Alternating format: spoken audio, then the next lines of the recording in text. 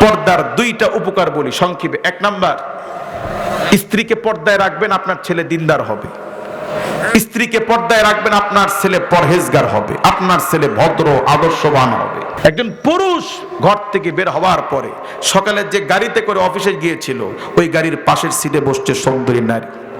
অফিসে যাওয়ার পরে যেখানে কাজ করে তার পাশের চেয়ারে সুন্দরী নারী। এরপরে হসপিটালে গেছে, সেখানে সুন্দরী নারী। আসতেছে বাসায়, তখনও সুন্দরী নারী। এত সুন্দরী নারী দেখে আসার পরে বেচারা সন্ধ্যাবেলায় ক্লান্ত শরীর নিয়ে যখন ঘরে আসে, ঘরের বিবি একটা কাগজ দিয়ে বলছে, স্বামী দুপুরে কোনো মতো রান্না করেছি, ভর্তা ভাত খেয়েছি, তরকারি নাই, একটু বাজার লাগতো, বাজার নিয়ে আসেন। রাখ তোর বাজার।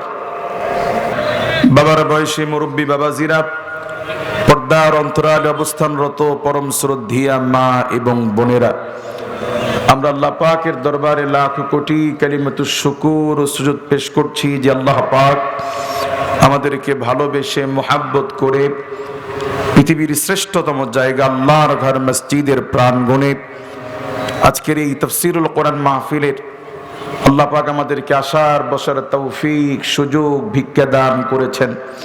সেজন্য সে আল্লাহ তাবারক ওয়া তাআলার দরবারে আমরা অন্তরের অন্তঃস্থল থেকে লাখ কোটি কালিমাতুশ শুকুর ও সুজুদ পেশ করছি। আমরা পড়ছি আলহামদুলিল্লাহ।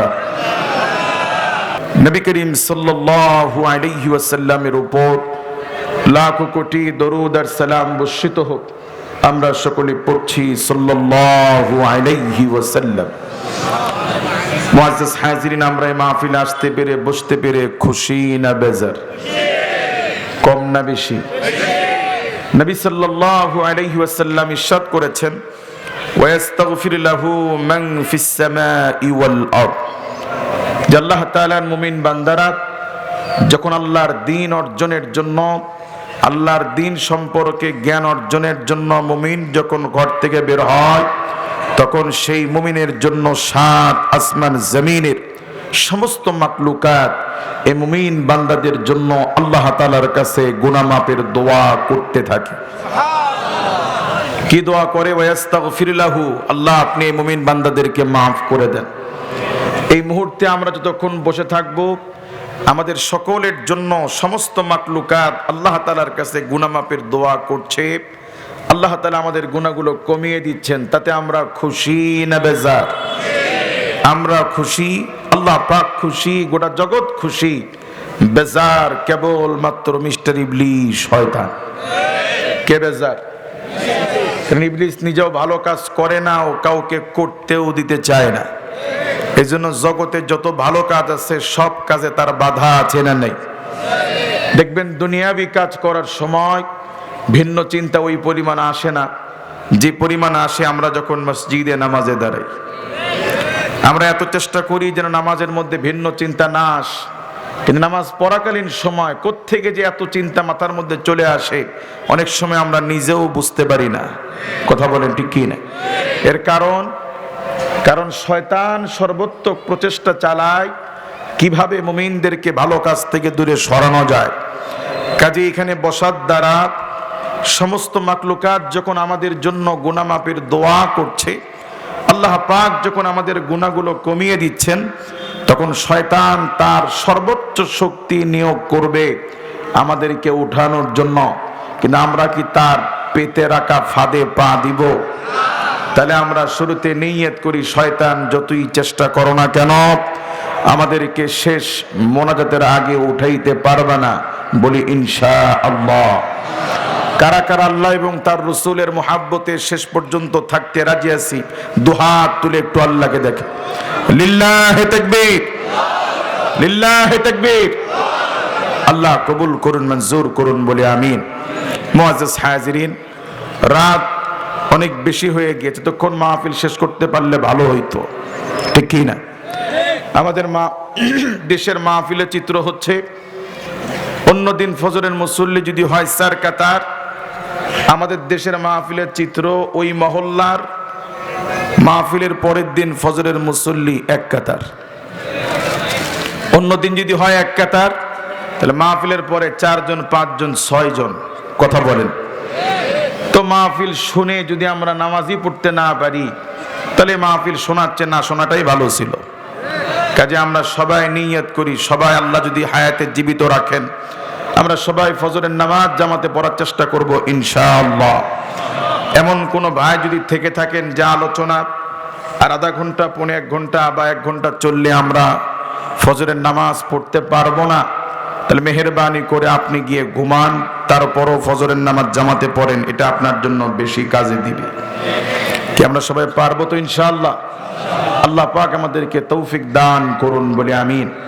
মুআজ্জাজ হাজিরিন, ভূমিকা না গিয়ে সরাসরি আমি যে আয়াতে কারিমা আপনাদের খিদমতে তেলাওয়াত করেছি, আল্লাহ পাকের কালাম থেকে কিছু আলোচনা আপনাদের খিদমতে আরজ করার চেষ্টা করব। আল্লাহ পাক আমি অধম গুনাহগারকে আমাদের সকলকেই যেন এই কথাগুলোর উপরে আমল করার, আজকের এই মাহফিলকে আল্লাহ পাক কবুল এবং মঞ্জুর করে যেন আল্লাহ পাক এই আলোচনাকে আমাদের সকলের নাজাতের হিদায়াতের আল্লাহ পাক উসিলা বানায় দেন, আমরা বলি আমিন। মুআজ্জাজ হাজিরিন, আল্লাহ শুকর আলহামদুলিল্লাহ, তাম পৃথিবীতে আমাদের দেশের মতো এত ওয়াজ মাহফিল, এত তাফসীর মাহফিল, ইনডোর আউটডোর, ঘরে এবং ঘরের বাহিরে পৃথিবীর কোথাও এত মাহফিল হয় বলে আমার জানা নেই। দীর্ঘ অর্ধ শতাব্দী স্বাধীনতার পরবর্তী থেকে শুরু করে আমাদের দেশে তাফসীরুল কোরআনের মাহফিলের আলোচনা হয়ে আসছে, কথা বলেন। কিন্তু দুর্ভাগ্য, এই আলোচনাগুলো শুধু আলোচনার এই প্যান্ডেলেই থেকে যায়, কোরআনের এই কথাগুলো শুধু আলোচনাই থেকে যায়। এই কথা দিয়ে আমাদের না ব্যক্তি জীবন, না সমাজ জীবন, না রাষ্ট্রীয় জীবন কোনো ক্ষেত্রেই কোরআনের হুকুম দিয়ে আমরা চালাতেছি না, কথা বলেন ঠিক কি না? এজন্য আমি অধম মনে করি যে বহু তাফসীর মাহফিল হয়েছে, এখন সময় এসেছে কোমরে গামছা বেঁধে হাতে লাঠি নেবার। যে মুসলমানের সমাজে আল্লাহ পাক যা হারাম করেছেন তা দিবালোকে প্রকাশ্যে কোনো মুসলমানের সমাজে করতে পারবে না। মুসলমানের সমাজে কোনো বিবাহতে কাউকে গান বাদ্যের আয়োজন করতে দেওয়া হবে না। আল্লাহর জমিনে মুসলমানের সমাজে কাউকে দিবালোকে প্রকাশ্যে সুদের লেনদেন করতে দেওয়া হবে না। যতদিন পর্যন্ত আমরা এরকম শক্ত না হব, শুধু ওয়াজ দিয়া, নসিহত দিয়া জাতির পরিবর্তন করা সম্ভব নয়, কথা বলেন ঠিক কি না? ওয়াজ দিয়েই যদি পরিবর্তন হতো, আমার দিকে লক্ষ্য করেন, আপনারা এখানে যারা মাহফিলে আসছেন আপনারা বছরে মাহফিল শোনেন 10টা, 5টা, 15টা, ঠিক কি না? আর যারা মাইকওয়ালা ভাই, যারা মাইকের কাজে নিয়োজিত, তারা পুরা সিজন, পুরা 3 মাসই তারা কোথাও না কোথাও মাহফিলে আছেই এবং বসেও একবারে বক্তার কাছাকাছি, স্টেজের ডানে অথবা বামে, ঠিক কি না? কিন্তু ফলাফল কি? তারা সবাই নামাজি হয়ে গেছে, সবার মুখে দাঁড়িয়ে আছে। কাজেই মানুষকে শুধু বুঝায়া, শুধু ওয়াজ দিয়ে জাতির পরিবর্তন করা সম্ভব নয়। এই জন্য লাগবে শাসন ব্যবস্থা, কথা বলেন ঠিক কি না? নবী সাল্লাল্লাহু আলাইহি ওয়াসাল্লাম বলেছেন, আরহামু উম্মতি বি উম্মতি আবু বকর, আমার সমস্ত উম্মতের ভিতরে সবচেয়ে কোমল, দয়াময় হৃদয়ের মানুষ হচ্ছে আমার সাহাবী আবু বকর। সুবহানাল্লাহ বলেন। শুধু সাহাবীদের মধ্যে না, আরহামু উম্মতি, আমার সমস্ত উম্মতের মধ্যে, কথা বলেন ঠিক কি না? আমরা নবীর উম্মত কি না? আমাদের পরে যারা আসবে, কিয়ামতের আগ পর্যন্ত যারা আসবে, এই সমস্ত উম্মতের ভিতরে কোমল হৃদয়ের মানুষ হযরত আবু বকর রাদিয়াল্লাহু তাআলা আনহু। অথচ তিনি বলছেন যে মুসলমান সমাজে যাকাত ফরজ হওয়ার পরে কোন মুমিন একটা উট বাঁধার জন্য যতটুকু রশি লাগবে এতটুকু পরিমাণ যাকাত ফরজ হওয়ার পরে যদি কেউ যাকাত দিতে অস্বীকার করে, যাকাত যদি না দেয়, আমি আবু বকর তার বিরুদ্ধে জিহাদ ঘোষণা করছি। এই জমিনটা কার? আলা লাহুল খালকু ওয়াল আমরু, জমিন যার, শাসন চলবে তার। ইনিল হুকমু ইল্লা লিল্লাহ, জমিন আল্লাহর, জমিনে হুকুম, আইন, কানুন, বিধিবিধান চলবে একমাত্র তার। আসলে বাস্তবতা কি তা আছে? এখন আল্লাহ পাক কোরআনুল কারীমের মধ্যে চুরির শাস্তি দিয়েছেন কি দেন নাই? এটা কোরআনেই থাকুক, এটা কোরআনেই থাকবে নাকি মানা দরকার আছে? আল্লাহর কোরআনে আল্লাহ পাক যে সুস্পষ্ট বিধিবিধানগুলো দিয়েছেন, মানুষ যতদিন পর্যন্ত এই আইনগুলো পুঙ্খানুপুঙ্খভাবে না মানবে ততদিন পর্যন্ত এই সমাজ ভালো হবে না, এই সমাজ চোর মুক্ত হবে না, এই সমাজ অন্ধকার মুক্ত হবে না। কথা বলেন ঠিক কিনা? বলেন, চুরি বাড়ছে না কমছে? অল্প না বেশি? কি পরিমাণ বেশি? পৃথিবীর শ্রেষ্ঠ জায়গা আল্লাহর ঘর মসজিদ। পৃথিবীতে আমরা যা ব্যবহার করি, আমাদের জামা, জুতা, স্যান্ডেল, ঘড়ি, চশমা, গামছা, লুঙ্গি, এই বস্তুগুলোর মধ্যে সবচেয়ে নিম্ন নিকৃষ্ট বস্তু হচ্ছে জুতা। ঠিক কি না? একটা মানুষকে লুঙ্গি দিয়ে বাড়ি দেন, গামছা দিয়ে বাড়ি দেন, আর জুতা দিয়ে বাড়ি দেন, উভয়টা কি সমান? তো সেই জুতার নিরাপত্তা পৃথিবীর শ্রেষ্ঠ জায়গা আল্লাহর ঘর মসজিদে নাই। জুতা চোরের ভয়ে মসজিদে সেজদার সামনে রেখে নামাজ পড়া লাগে চোরের ভয়ে। মুসলমান লজ্জায় মরে যাওয়া উচিত।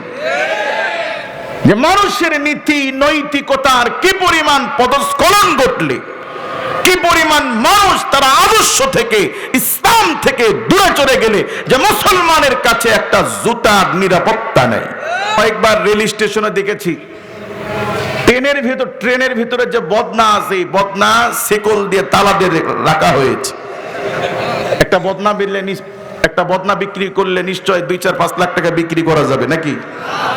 তাহলে যেই বদনা 10 টাকা দিয়েও বিক্রি করা সম্ভব নয়, সেই বদনা মুসলমানের দেশে তালা দিয়ে রাখা লাগে চোরের ভয়ে। এই চোর মুক্ত সমাজ গড়তে হলে আল্লাহর কোরআন ভিত্তিক চোরদের শাস্তি দিতে হবে। এখানে কেউ আছেন যে হুজুর সবই ঠিক আছে, কিন্তু আপনারা যে কথাগুলো বলেন এই 1500 বছর আগের কোরআন দিয়ে, বিজ্ঞানের এই যুগে 21শ শতাব্দীতে এসে কোরআন দিয়ে আপনারা এগুলো করবেন, এগুলো কি সম্ভব? এগুলো তো সেকেলে, এগুলো সেই পুরাতন যুগের কাহিনী, পুরাতন যুগের বিধিবিধান, এগুলো দিয়ে কি এই যুগ চলবে? ওয়াল্লাহি ওয়াল্লাহি, কেউ যদি এমনটা মনে করেন, আপনি লিখে রাখেন, আপনার ঈমান সাথে সাথে নষ্ট হয়ে যাবে। এ কোরআন কার? কাজী আল্লাহ রাব্বুল আলামিন বলেন, ফাহুকমাল জাহিলিয়াতি ইয়াবগুন ওয়া মান আহসানু মিনাল্লাহি হুকমান লিকাওমিন ইউকিনুন।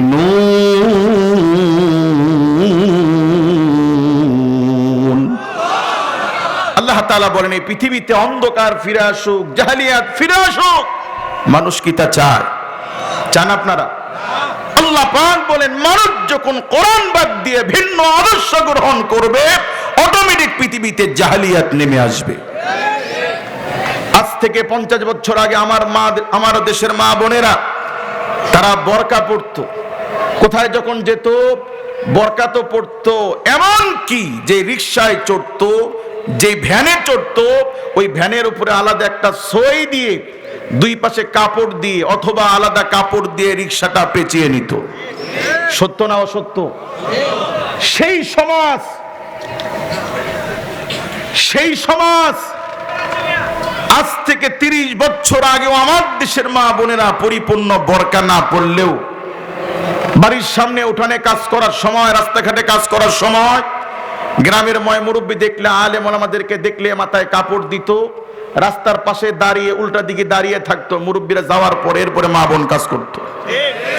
সে দেশে হুজুর বাড়ছে, মসজিদ বাড়ছে, মাদ্রাসা বাড়ছে, হাফেজে কোরআন বেড়েছে, ওয়াজ মাহফিল বেড়েছে, অথচ পর্দা আছে? পর্দা তো দূরে থাক, মুসলমানের মেয়েরা এখন ওড়না ছাড়া ঘর থেকে শুরু করে মার্কেট পর্যন্ত বিয়ে শাদীতে যাওয়াকে মুসলমানের কন্যারা স্বাভাবিক মনে করছে।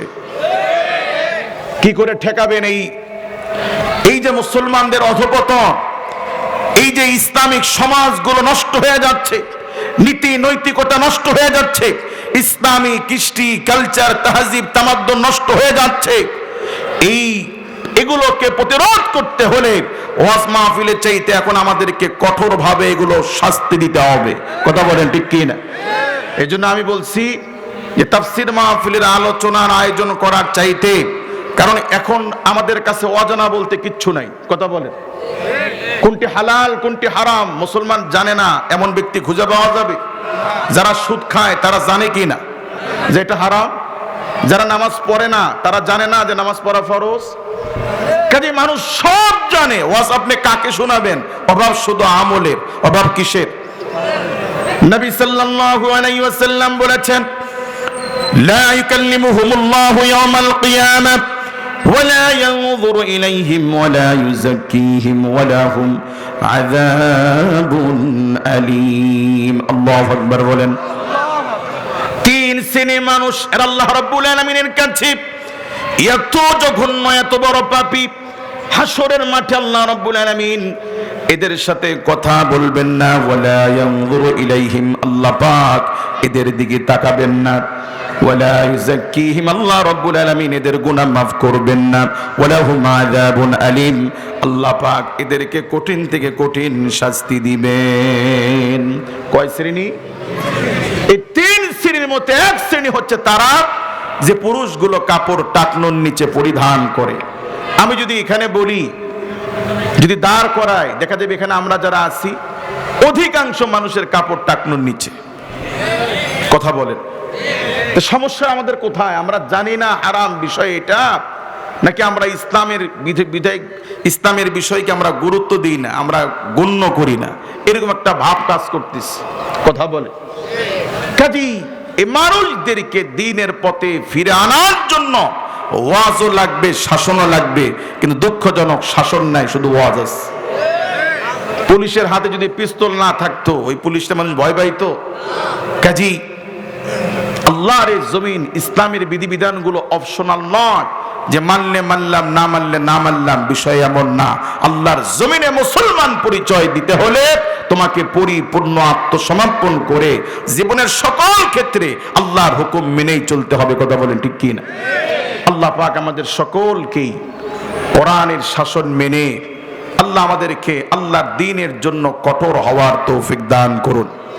ভাই, আমরা চাইলে একদিনে রাষ্ট্র পাল্টাইতে পারবো না, আমরা চাইলে একদিনে সমাজ পাল্টাইতে পারবো না, কিন্তু আমরা চাইলে একদিনে ঘর পাল্টাইতে পারবো। সম্ভব কি না?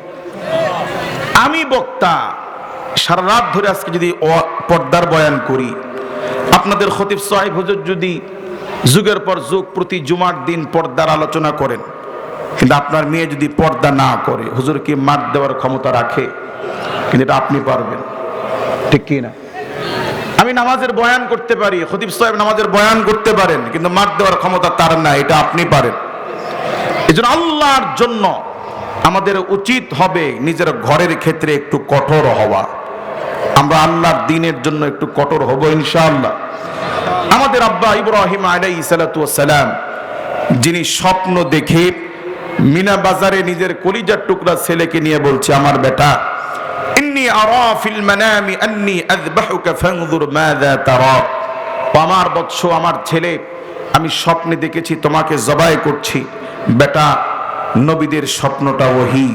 আল্লাহ পাক চাচ্ছেন তোমাকে আল্লাহর জন্য কুরবানি করতে। বেটা, আমি তোমাকে আল্লাহর জন্য কুরবানি করতে চাই, তোমার অভিমত কি?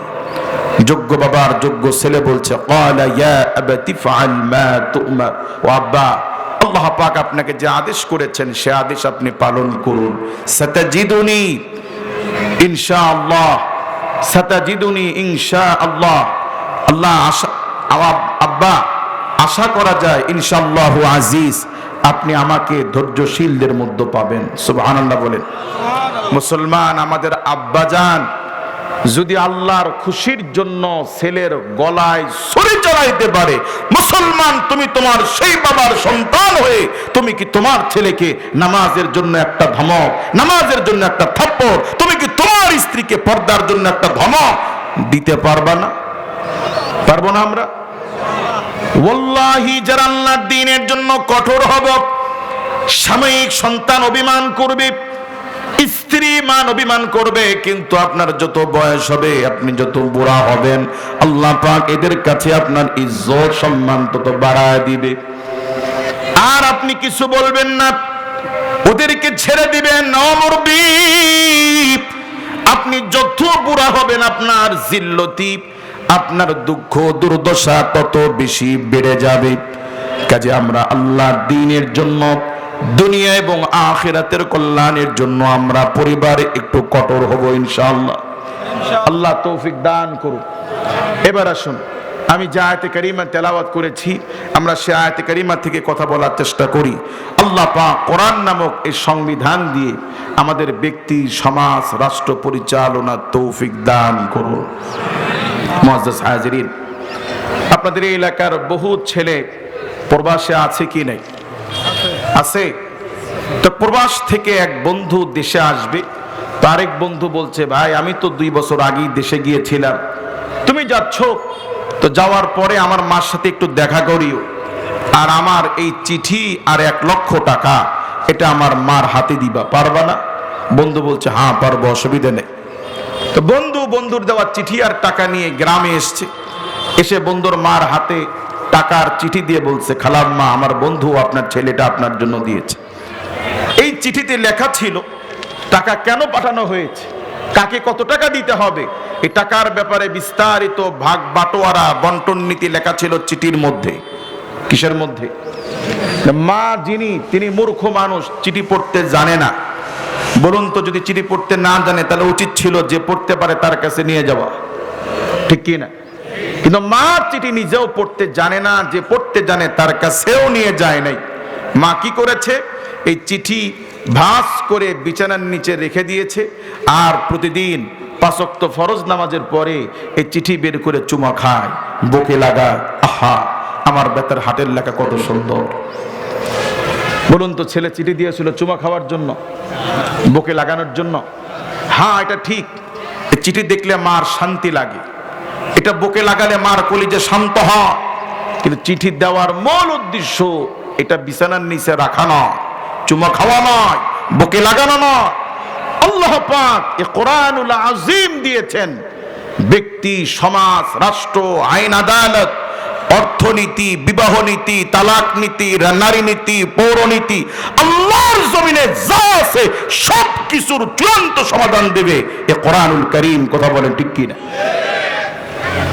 হ্যাঁ, এই কোরআন তেলাওয়াত করলে নেকি হয়, সব হয়, কিন্তু কোরআন নাজিলের মূল উদ্দেশ্য তেলাওয়াত নয়।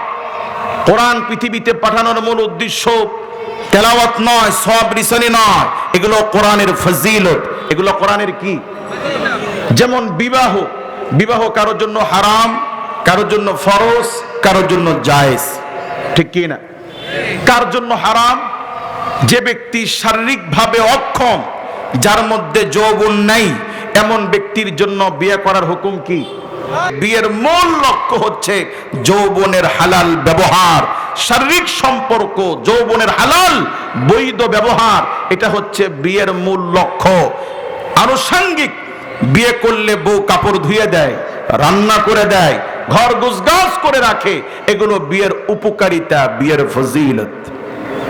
কথা বুঝাইতে পারছি? কাজী স্ত্রী লোক বিয়ের পরে কাপড় ধুয়ে দেয়, ঘর গুছায় রাখে, এগুলো বিয়ের উপকার, বিয়ের মূল লক্ষ্য নয়। আল্লাহ রাব্বুল আলামিন কোরআন নাজিল করেছেন শুধু তেলাওয়াতের জন্য নয়। এই কোরআন দিয়ে মানুষ বিচার কাজ চালাবে, কোরআন দিয়ে মানুষ ব্যবসা চালাবে, কোরআন দিয়ে সমাজ চালাবে, কোরআন দিয়ে জমির বন্টন নীতি হবে। কথা বলেন? কিন্তু কোন ক্ষেত্রে আল্লাহর কালামের হুকুমত নিয়ে চলছি না, সর্বোত্তম মানব রচিত আইনে আমরা চলছি। এজন্য পৃথিবীতে শান্তি আসতেছে না, বরং আরো অশান্তি বাড়তেছে। কথা বলেন? আল্লাহ রাব্বুল আলামিন কোরআনুল কারীমের মধ্যে বলেন, ফাহুকমাল জাহিলিয়াতি ইয়াবগুন। মানুষ যখন কোরআন বাদ দিয়ে নিজেদের মন মতো চলবে, অটোমেটিক পৃথিবীতে জাহালিয়াত নেমে আসবে। জাহালিয়াতের একটা উদাহরণ আপনাদেরকে দিয়ে বলি। গত বছর নোয়াখালী থেকে বিলকিস নামক একজন মেয়ে টাঙ্গাইলে 3 বার পালায় এসেছে একজন মেয়ে আরেকজন মেয়ের সাথে সংসার করার জন্য। নাউজুবিল্লাহ বলেন। কুত্তাও লজ্জা পায়, শুকর লজ্জা পায়। হাই মানুষ সৃষ্টির শ্রেষ্ঠ জীব হয়ে তুমি এমন কিছু করো যা কুত্তাও করে না। কথা বলেন? জাহালিয়াতের যুগের বাবারা মেয়েদেরকে হত্যা করত, কিন্তু ইজ্জত হানি করত না। আজ এই দেশে এমনও মানুষ আছে, এমনও ঘটনা আছে যে বাবার হাতে মেয়ের ইজ্জতের সতীত্বের নিরাপত্তা নাই, জামাই শাশুড়িতে জিনা করতে গিয়ে ধরা পড়ছে। কথা বলেন ঠিক কি না? আজ যদি আল্লাহর কোরআন ভিত্তিক ব্যভিচারের শাস্তি যদি দেওয়া হতো, এদেশে হাজারো লাখো শালি আর দুলা ভাইয়ের জিনার দায়ে মৃত্যুদণ্ড হতো, হাজারো ভাবির আর দেবরের মৃত্যুদণ্ড হতো জিনার দায়ে। কোরআনের আইন ভিত্তিক সমাজ নাই বলে জিনা ব্যভিচার কমে নাই, বরং বেড়েছে। এদেশের সব জিনিসের দাম বেড়েছে, মানুষের চরিত্র ইজ্জতের দাম সস্তা হয়ে গিয়েছে। কাজে এই সমাজকে যদি পাল্টাইতে হয়, আল্লাহর কালামের কোনো বিকল্প নাই। কথা বলেন ঠিক কি না? আল্লাহ নিজে বলেন, আফা হুকুমাল জাহিলিয়াতি ইয়াবগুন ওয়া মান আহসানু মিনাল্লাহি হুকুমান লিকাউমিন ইউকিনুন।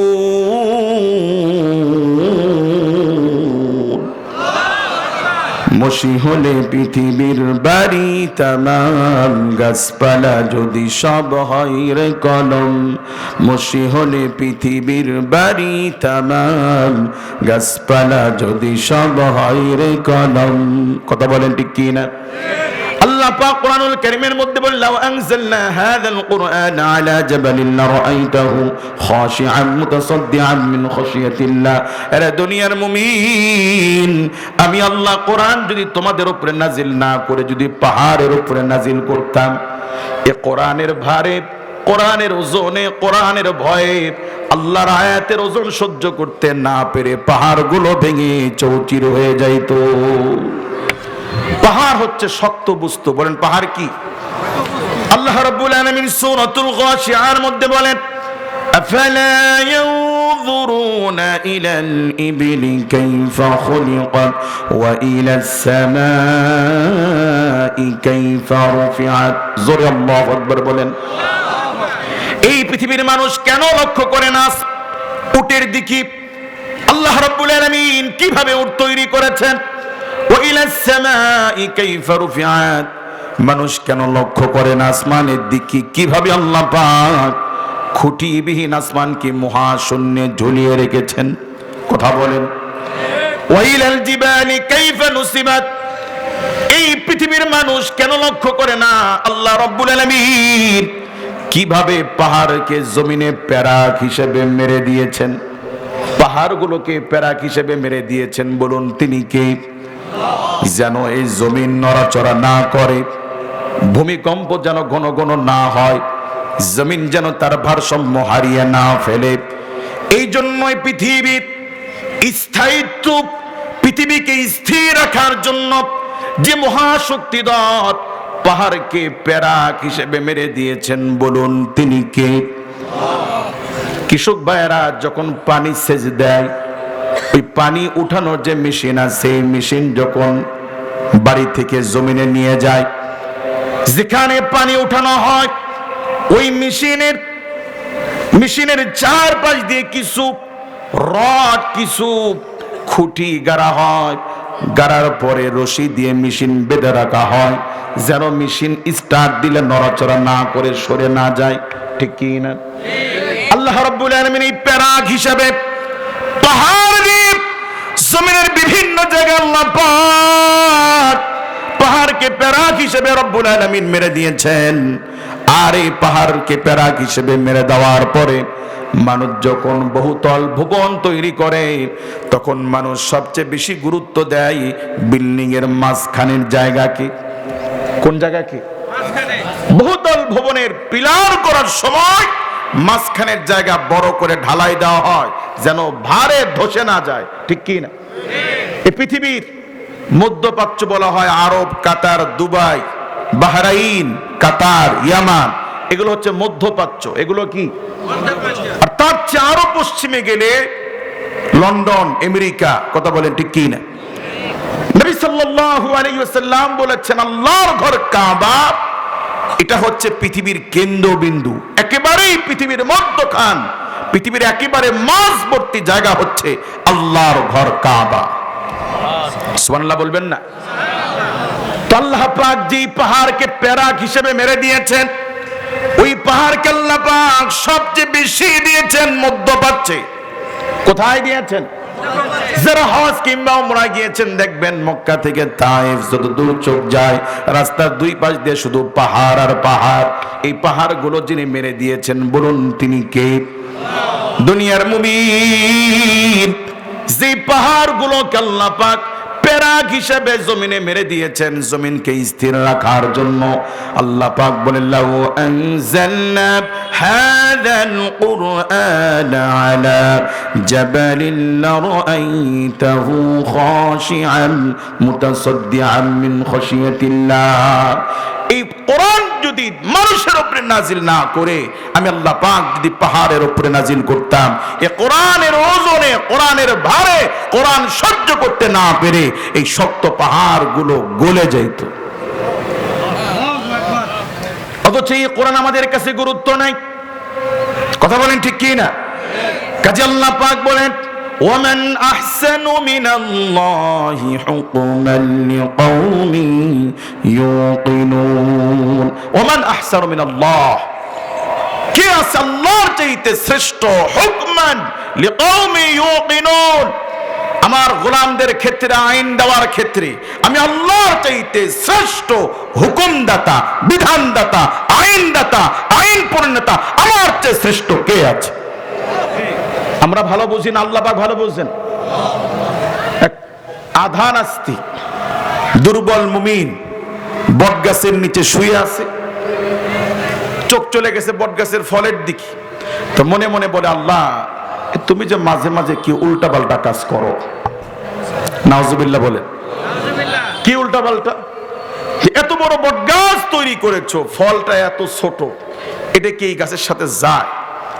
নারকেল গাছের স্বাস্থ্য যেমন নারকেল গাছের ফলটাও তেমন, তাল গাছের স্বাস্থ্য যেমন তাল গাছের ফলটাও তেমন। কিন্তু তুমি যে লাউ গাছ, কদু গাছে কোনো কাঠ দেও নাই, লতা গাছ, টিপ দিলে পানি বের হয়, সেই লতাযুক্ত পানির গাছে 5 কেজি 10 কেজি লাউ, কদু, কুমড়া ঝুলায় রাখো, আবার এত বড় বট গাছ তৈরি করেছো, ফল এত ছোট, এটা কি হয়? এটা কি যায় এটার সাথে? গাছের একটা ইজ্জত বলে কথা আছে না? যুক্তিবিদ যুক্তি দেয় কার সামনে? একটু পরেই বাতাসে একটা পাকা ফল এসে তার নাকের উপরে পড়ছে। পাকা ফল পড়ছে কোথায়? চিন্তার পরিবর্তন। আল্লাহ সুবহানাল্লাহ। আল্লাহ আমার যুক্তিতে তাল গাছ যেমন ফল তেমন, নারকেল গাছ যেমন ফল তেমন, গাছের সাথে সাদৃশ্য রেখে যদি গাছের ফলের আকৃতি হতো তাহলে প্রতীকরা বিশ্রাম নেওয়ার সময় 10 কেজি ওজনের একটা বট ফল যদি প্রতীকের নাকে বা মাথায় পড়তো, আস্ত খুঁজে পাওয়া যাইত। কাজী ওমান আহসানু মিনাল্লাহ, কে আছে আল্লাহর চেয়ে শ্রেষ্ঠ? হুকমান লিকাউমি ইউকিনুন, গোলামদের আইন দেওয়ার ক্ষেত্রে আল্লাহর চাইতে শ্রেষ্ঠ হুকুমদাতা আর কেউ আছে? কাজে আল্লাহর হুকুম মেনে চলা দরকার আছে কি নেই? এবার আসুন, যে কোরআন আমাদের অর্থনীতিতে দরকার, যে কোরআন আমাদের বিবাহতে দরকার, যে কোরআন আমাদের তালাক নীতিতে দরকার, এই কোরআনটা পড়া, এই কোরআনটা জানা আমাদের প্রয়োজন আছে কি নেই? এখন আপনারা এত বছর মাহফিল করে, আমরা এত বছর ওয়াজ মাহফিল করে, জুমার দিন এত বয়ান করে, আমরা এত হাফেজ আলেম তৈরি করে, কোরআনের ব্যাপারে আমরা কতটুকু সচেতন হয়েছি? যদি এখানে জিজ্ঞেস করি কারা কারা আছেন সূরাতুল ইখলাসের অর্থ জানেন, আমি মনে করি 100 জনের মধ্যে 90 জনে বলতে পারবো না। কথা বলেন। সূরা কাউসারের অর্থ আমরা কয়জন জানি? 100 জনের মধ্যে 90 জনই পারবো না। এই হচ্ছে কোরআনের সাথে আমাদের আচরণ। যে কোরআন দিয়ে অর্থনীতি চালানোর কথা ছিল, যে কোরআন দিয়ে পরিবার সমাজ চালানোর কথা ছিল, যে কোরআন দিয়ে বিচার করা দরকার ছিল, এই কোরআন দিয়ে আমরা সমাজ রাষ্ট্র চালাই না বলেই কোরআন পড়ার জরুরত, কোরআন জানার প্রয়োজন আমরা অনুভব করি না। দিয়ে যদি কোর্টের রায় আসতো তাহলে যারা বাদী, যারা আসামি, যারা বিচারক, 3 পক্ষই কোর্টে যেদিন রায় দিবে রায়ের আগের দিন সবাই কোরআন তালাশ করত, কারণ এটা চূড়ান্ত সংবিধান। কথা বলেন ঠিক কি না? আসলে কি কোরআনের সাথে আমরা এই আচরণগুলো করছি? করছি না বলেই এদেশে ইলিশ মাছের দাম বাড়ছে, গরুর গোস্তর দাম বেড়েছে, কিন্তু আগের সেই স্বাদও নাই, ঘেরানো নাই। এগুলো দেওয়ার মালিক কে? কাজে সুখ শান্তি টাকা পয়সায় নয়, ধন সম্পদে নয়, এগুলো দেওয়ার মালিক কে? কাজী আমরা যখন আল্লাহর হুকুম মেনে চলবো, আল্লাহ পাক আমাদেরকে শান্তি দিবেন। কাজী আল্লাহর হুকুম মানা দরকার আছে কি নেই? এবার আসেন, ওই গ্রাম্য মহিলা, ওই মা, তিনি যেমন চিঠি পড়তে জানে না, উচিত ছিল যিনি পড়তে পারে তার কাছে নিয়ে যাওয়া, ঠিক কি না? যে আমরা কি সবাই কোরআন পড়তে জানি? এই জন্য আমি আজকে আপনাদের সামনে আল্লাহর কালাম থেকে, আল্লাহর এই চিঠি থেকে, আল্লাহর এই সংবিধান থেকে আমি আপনাদেরকে সূরাতুল হাসরের 2-3টা আয়াতে কারিমা তেলাওয়াত করেছি। আমি আপনাদেরকে আল্লাহর কালাম, আল্লাহর চিঠি আপনাদেরকে শোনাইতে চাই। আপনারা কি আল্লাহর কালাম শুনতে রাজি আছেন? আপনারা তো পছন্দ করেন 2-4টা তাকবীর, হুঙ্কার, 2-4টা গজল, আর 2-1টা কৌতুক বলে হাসানো। এইগুলো দিয়ে শুধুমাত্র একটা তামাশা, সাময়িক কিছু আনন্দ হয়, জাতির স্থায়ী কোনো কল্যাণ আসে না, ঠিক কি না? কাজে আজকে আমরা বিনোদন না নিই, হাসি তামাশা এগুলো না নিই, আমরা আজকে মনোযোগ সহকারে আল্লাহ কি বলেছেন তা একটু শোনার চেষ্টা করবো ইনশাআল্লাহ। আপনারা কেউ উঠবেন না তো? যদি ওঠেন বা যদি বিরক্ত হন তাহলে বলেন, দোয়া করে দিই, রাত হয়ে গেছে। আপনারা কি শুনতে চান আল্লাহর কথা? মুআজ্জিজ হাজিরিন, আল্লাহ রাব্বুল আলামিন বলেন, ইয়া আইয়ুহাল্লাযীনা আমানুত্তাকুল্লাহা ওয়াল তানজুর নাফসুম মা কদ্দামাত লিগাদিন ওয়াত্তাকুল্লাহ। আল্লাহু আকবার বলেন। এই পৃথিবীতে যখন কেউ বাড়ি থেকে দূরে চলে যায়, বিদেশে যায়, যাওয়ার সময় কিছু মানুষ বলে, এই ঠিক মতো খাবি, শরীরের যত্ন নিবি, মশারি টানায় ঘুমাবি, বেশি রাত জাগবি না, পেট ভরে খাবি। বলুন তো, বিদেশে যাওয়ার সময় এই জাতীয় কিছু নসিহত কিছু ব্যক্তি করে কি করে না? কারা করে? আপনজনেরা না অপরিচিতরা? যারা আমাদের ভালোবাসে, মা, ভাই, বোন, ঠিক কি না? আসমানের নিচে জমিনের উপরে আল্লাহর চাইতে শ্রেষ্ঠ আপন, আল্লাহর চাইতে আমাদের প্রতি বেশি দরদ করনিওয়ালা, আল্লাহর চাইতে বেশি রহম করনিওয়ালা, আল্লাহর চাইতে আমাদের বেশি আপন পৃথিবীতে আর কেউ আছে? এই পৃথিবীতে আমরা বিপদে পড়লেই কার কাছে সাহায্য চাই? যখন আগুন লাগে মানুষ, তখন বিপদে পড়লে কার কাছে সাহায্য চায়? রিজিকের উপরে হামলা আসলে, চাকরি যাচ্ছে যাচ্ছে ভাব, তখন মানুষ কার কাছে সাহায্য চায়? নৌকায় চলতে পথে নৌকা ডুবে যাচ্ছে ভাব, তখন মানুষ কার কাছে সাহায্য চায়? কেউ যখন মজলুম হয়, কোথাও যখন বিচার পায় না, তখন বিচার দেয় কার আদালতে? রাত 2টার সময় ওই মেন রোড থেকে হেঁটে হেঁটে আসতেছেন, সামনে একটা বট গাছ আছে, এখানে জিনের আকরা, জিনের ভয়, এরকম ভয়ের মধ্য দিয়ে যদি আসতে হয়, তখন আমরা কার কাছে সাহায্য চাই? কাছে টাকা আছে, গোবিন্দগঞ্জ যাচ্ছেন, চোর ডাকাতের ভয়, এরকম পরিস্থিতিতে পড়লে আমরা কাকে ডাকি? কেন আল্লাহর কথা মনে পড়ে? কারণ আল্লাহ আমাদের সবচেয়ে আপন, ঠিক কি না? আল্লাহ রাব্বুল আলামিন ডাকতে বলে, মুমিন শোনো, তুমি বিদেশে যাওয়ার সময় তোমার মা, তোমার বাবা, তোমার ভাই বোন তোমাকে যেমন বোঝায়, ইয়া আইয়ুহাল্লাযীনা আমানু, আরে ঈমানদার বান্দারা শোনো, আমানুত্তাকুল্লাহ, আমি আল্লাহ তোমাদেরকে বলি আমানুত্তাকুল্লাহ, এই পৃথিবীতে চলতে ফিরতে উঠতে বসতে তোমরা আল্লাহ পাককে ভয় করবা। কাকে ভয় করবা? কারণ তোমার হায়াতের মালিক, তোমার মওতের মালিক, রিজিকের মালিক, সম্মানের মালিক, সন্তান দেওয়ার মালিক, সুখে রাখার মালিক, কাঁদানোর মালিক, বলুন তিনি কে? কত সম্মানিত ব্যক্তিকে আল্লাহ পাক পাগল বানায়া উলঙ্গ করে আল্লাহ রাস্তায় ছেড়ে দিয়েছেন। আল্লাহ পাক চাইলে আমাদেরকেও পাগল বানায়া রাস্তায় ঘুরাইতে পারেন কিনা? আল্লাহ পাক চাইলে আমাদেরকে ক্যান্সারের রোগী বানায়া, জমি জমা বিক্রি করায়া রাস্তায় ফকির আল্লাহ পাক বানাইতে পারেন কিনা? কাজে মুমিন, আল্লাহ পাক তোমার হায়াতের মালিক, তোমার মওতের মালিক, তোমার রিজিকের মালিক, তোমার সম্মান দেওয়ার মালিক। কাজে আমানুত্তাকুল্লাহ, মুমিন তোমরা উঠতে বসতে আল্লাহ পাককে ভয় করবা। আল্লাহ পাককে ভয় করার দরকার আছে কি নাই? মানুষকে যতটুকু ভয় পায় তার শিখিয়ানো ভয় মূলত মানুষ আল্লাহ পাককে পায় না। কথা বলেন। মানুষ যখন সমালোচনা করে কোন নেতা, কোন এমপি সাহেবের, কোন মন্ত্রী সাহেবের, যদি বলা হয় মন্ত্রী সাহেব কিন্তু পেছনে চলে আসতেছে, বলুন তখন কি আর কেউ সমালোচনা করবে না বন্ধ হয়ে যাবে? দৈনিক 5 বার মুয়াজ্জিন তোমাকে আল্লাহর ভয়ের কথা শোনায়, আল্লাহু আকবার, আল্লাহ সবচেয়ে বড়। তোমার কাজ কর্ম, দোকানপাট, জমি জমা, কাজবাজ যা কিছু আছে সব কিছুর চাইতে বড় কে? এই আওয়াজ তোমার জন্মের পরে সর্বপ্রথম তোমার ডান কানে বাম কানে, ডান কানে আজান বাম কানে একামতে সর্বপ্রথম তোমাকে স্মরণ করে দেওয়া হয়েছিল আল্লাহু আকবার, সবচেয়ে বড়। বলুন তিনি কে?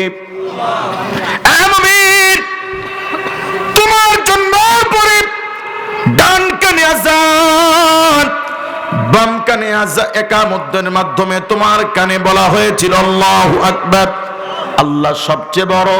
অথচ এখন মুয়াজ্জিন প্রতিদিন দৈনিক 5 বার তোমাকে আল্লাহর নামে, আল্লাহ পাকের বরত্বের আওয়াজ, আল্লাহ পাকের উলুহিয়ত রুবুবিয়তের দাওয়াত দেয়। মুমিন, তোমার দিলের ভিতরে ভয় লাগে না? তোমার অন্তরাত্মা কাঁপে না? কথা বলেন। তোমার কাছে আজকে আযানের গুরুত্ব নাই।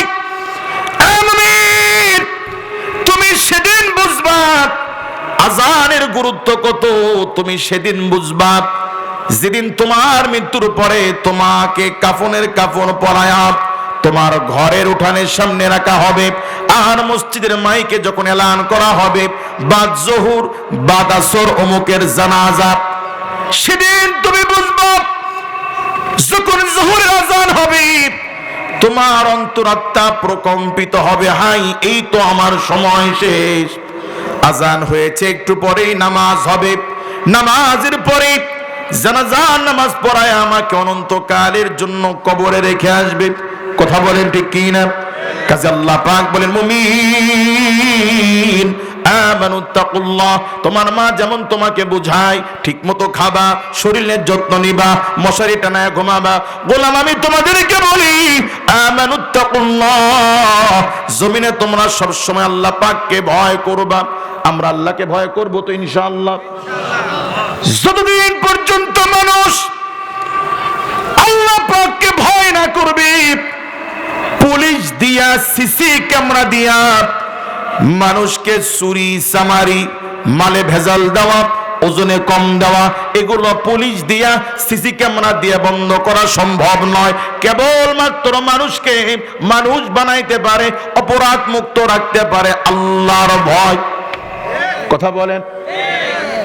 মনে করো আমার বাড়ি সমাজে কারোর সাথে বাজাবাজি হলো, ঝগড়া হলো, মারামারি হলো, আপনি পরিকল্পনা করলেন মোল্লা তোমার মোল্লাগিরি ছুটায় দিব, গাড়ি নিয়ে মাহফিলে যাবা, কুয়াশার রাত্রে ট্রাক দিয়ে তোমাকে চাপা দিয়ে মেরে ফেলবো। বলুন সম্ভব কি না? তখনই পারবেন না যখন মানুষের দিলে আল্লাহর ভয় থাকবে। হায় দুনিয়ার কেউ না জানুক, কেউ না দেখুক, আল্লাহ পাক তো দেখেন, আল্লাহ পাক তো জানেন, তার পক্ষে সম্ভব নয়। কথা বলেন ঠিক কি না? হযরত ওমর রাদিয়াল্লাহু তাআলা আনহু কয়েকদিনের সফরে বের হয়েছেন।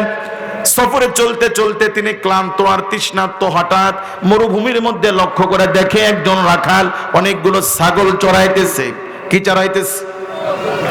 কাছে গিয়ে বললেন, এ বালক, আমি প্রতীক মুসাফির, বাড়ি বহু দূর, বাবা আমি তৃষ্ণার্ত, আমি ক্ষুধার্ত, আমাকে কি এক গ্লাস দুধ দেওয়া যায়? কি দেওয়া যায়? রাখাল ডাক দে বলে, পথিক তোমাকে এক গ্লাস কেন, তার চেয়ে বেশি দিতে পারলে আমার ভালো লাগতো, কিন্তু দুঃখের বিষয় হলো আমি আপনাকে এক গ্লাস কেন, এক ফোঁটাও দিতে পারবো না। কারণ আমি রাখাল, এগুলো দেখাশোনা করি, ছাগলের যত্ন নিই, এদেরকে খাওয়াই। আমি রাখাল, আমি কর্মচারী, আমি এগুলোর মালিক নই। আমি কি নই? কাজে এই ছাগলের যিনি মালিক, ওই মালিকের বিনা অনুমতিতে আমানতের খেয়ানত করে তোমাকে এক গ্লাস কেন, এক ফোঁটা দিতে পারবো না দুধ। হযরত ওমর রাদিয়াল্লাহু তাআলা আনহু এতটুকু বালকের একনিষ্ঠতা আমানতদারিতা দেখে খুশি হয়ে গেলেন। পরীক্ষা করে দেখার জন্য বালককে বললেন, বালক শোনো, এক কাজ করলে কেমন হয়? বলে কি? বলে বালক, তোমার এই ছাগলগুলো থেকে একটা ছাগল আমার কাছে বিক্রি করো। কি করো? তাতে তোমারও লাভ আমারও লাভ। বলে কেমনে লাভ? বলে আমি প্রতি তৃষ্ণার্ত ক্ষুধার্ত আমি কিনে নিয়ে ছাগল জবাই করে খাবো, আমার কষ্ট দূর হবে, তোমার লাভ হবে। তুমি এই পয়সা তোমার পকেটে লুকায় রাখো, তোমার মালিক জানবে না, যদি জানে বলে দিও বাঘে খেয়ে ফেলস। এবার রাখাল বলে, প্রতীক, আমি যদি আমার মনিবকে বলি বাঘে খেয়ে ফেলেছে, আমার মনিব বিশ্বাস করবে? বিশ্বাস? প্রতীক, আমার মালিক, ছাগলের মালিক, তিনি হয়তো বুঝতে পারবেন না, কিন্তু আমার রব আল্লাহ রাব্বুল আলামিন তিনি তো আমাকে দেখছেন। ওই আল্লাহ পাকের চোখ আমি কি করে বাঁধবো? কাজী আসামি আমানতের খেয়ানত করে আমার মনিবকে ঠকায়া আমি চুরি করে বিক্রি করতে পারি, কিন্তু হাসরের মাঠে আমার আল্লাহ রাব্বুল আলামিনের সামনে চুরির চেহারা নিয়ে আমি কিভাবে উঠবো? আল্লাহু আকবার বলেন। কাজে মানুষ অপরাধ মুক্ত তখনই হবে যখন মানুষ ভয় করবে কাকে? কাজে আমাদেরকে আল্লাহকে ভয় করা দরকার আছে কি নাই? হযরত আবু বকর রাদিয়াল্লাহু তাআলা আনহুর স্ত্রী খলিফাতুল মুসলিমিনকে বলতে, স্বামী গো, বাচ্চারা এই জিনিস খেতে চেয়েছে, যদি আপনি কিনে নিয়ে আসতেন। মুসলিম জাহানের অর্ধ জাহানের খলিফা হযরত আবু বকর রাদিয়াল্লাহু তাআলা আনহু বলেন, বিবি, আমার পক্ষে এই খাবার কেনার সামর্থ্য আমার পক্ষে নাই, আমি পারবো না। স্বামীর অবস্থা বুঝতে পেরে খলিফাতুল মুসলিমিনের বিবি ঘরের মধ্য থেকে এক প্লেট খেজুর নিয়ে আসছেন। কি আনছেন?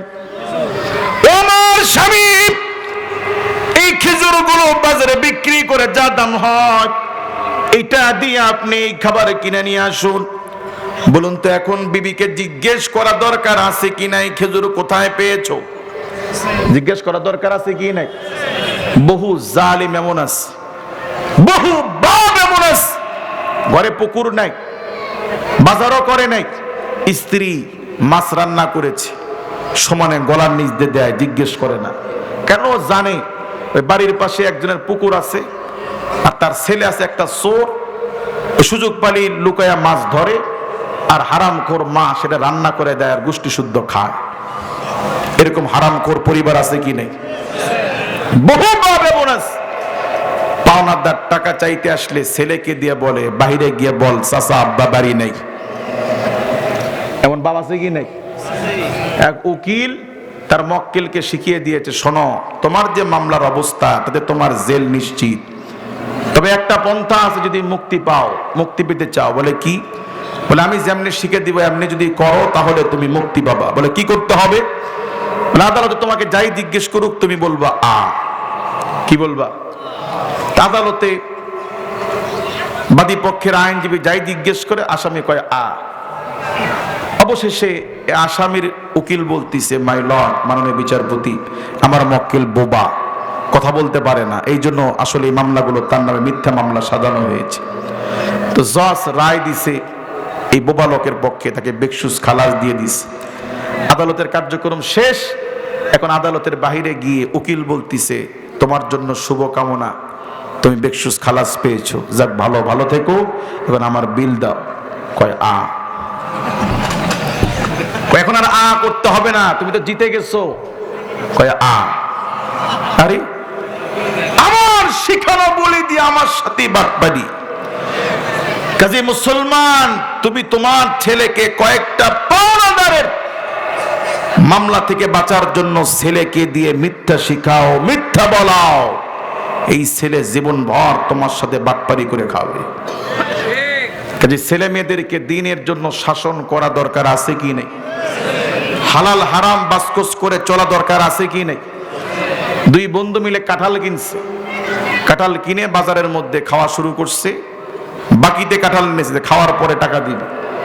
তো দুইজন চুক্তি করছে, দোস্ত তুই যে কয়টা কোষ খাবি তোর বিচি তোর সামনে রাখবি, আমারগুলো আমার সামনে। তো দুজনের মধ্যে একজন চালাক, ও 3টা গিলা খায়, একটা সামনে রাখে। তো মনে করেন সামনে রাখছে 10-15টা, আর পেটের মধ্যে গেছে 20-30টা। তো রাতের বেলা যখন পায়খানায় চাপ দিচ্ছে, বাড়ির পিছনে জমির আলের উপরে গিয়ে কাম সারছে।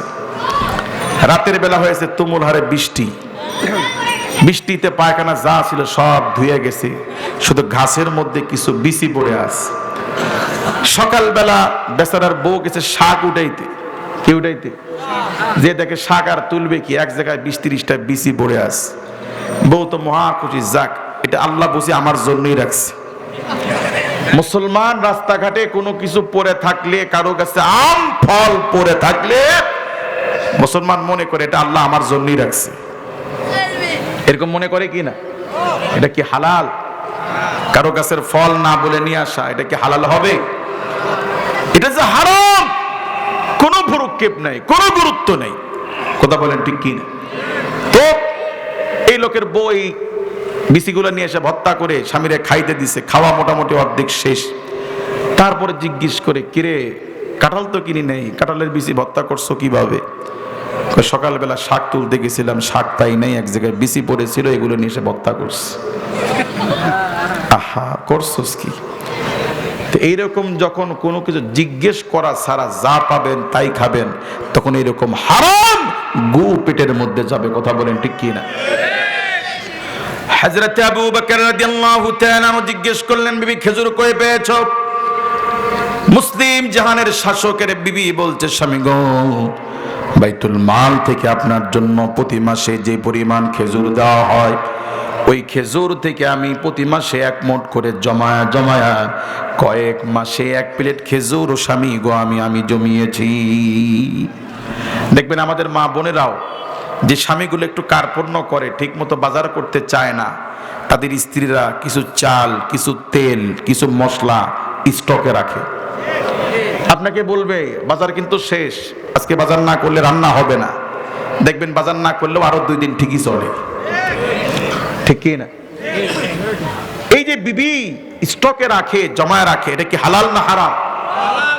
মুসলিম জাহানের খলিফার স্ত্রী যে খেজুর জমিয়েছে কয়েক মাসে, এগুলো হালাল না হারাম? ইমাম কাকে বলে? প্রতিনিধি, নেতা, নেতৃত্ব কাকে বলে? হযরতে আবু বকর রাদিয়াল্লাহু তাআলা আনহু বাইতুল মালের কোষাধ্যক্ষকে ডেকে বললেন, এই খেজুর বাইতুল মালে জমা করে নিয়ে যাও। আজ থেকে প্রতি মাসে আমার ঘরে নির্দিষ্ট যেই পরিমাণ খেজুর দেওয়া হয়, ওই খেজুর থেকে যেন 1 মুঠ করে খেজুর যেন কম দেওয়া হয়। কারণ 1 মুঠ করে খেজুর সঞ্চয় করে রাখার পরেও আমার পরিবার সুন্দর মতো চলেছে। সুবহানাল্লাহ বলে।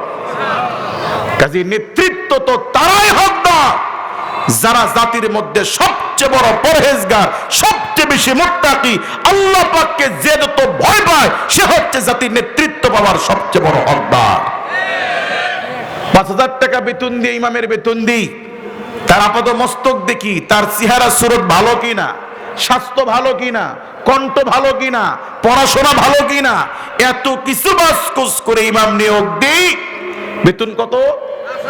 5000। এরপরও চার দোকানে গিয়ে যদি একটা চা খেয়েছে হুজুর, তার 14 গোষ্ঠী উদ্ধার করে ফেলি, ঠিক কি না? অথচ এই ইমামের চাইতে শত সহস্র গুণ ভারী ওজন ওয়ালা ইমাম, যার কাছে পুরো মহল্লার লক্ষ লক্ষ টাকা থাকবে, লক্ষ মানুষের আমানত যার মধ্যে থাকবে, সেই লোক সৎ কিনা, নামাজি কিনা, ভদ্র কিনা, চরিত্র ভালো কিনা, আল্লাহকে ভয় করে কিনা, এগুলো বাসকুস করি না। এই জন্য নবী সাল্লাল্লাহু আলাইহি ওয়াসাল্লাম যতদিন জীবিত ছিলেন, ইসলামী খিলাফতের দায়িত্ব আল্লাহর রাসূল নিজে পালন করেছেন, ঠিক কি না?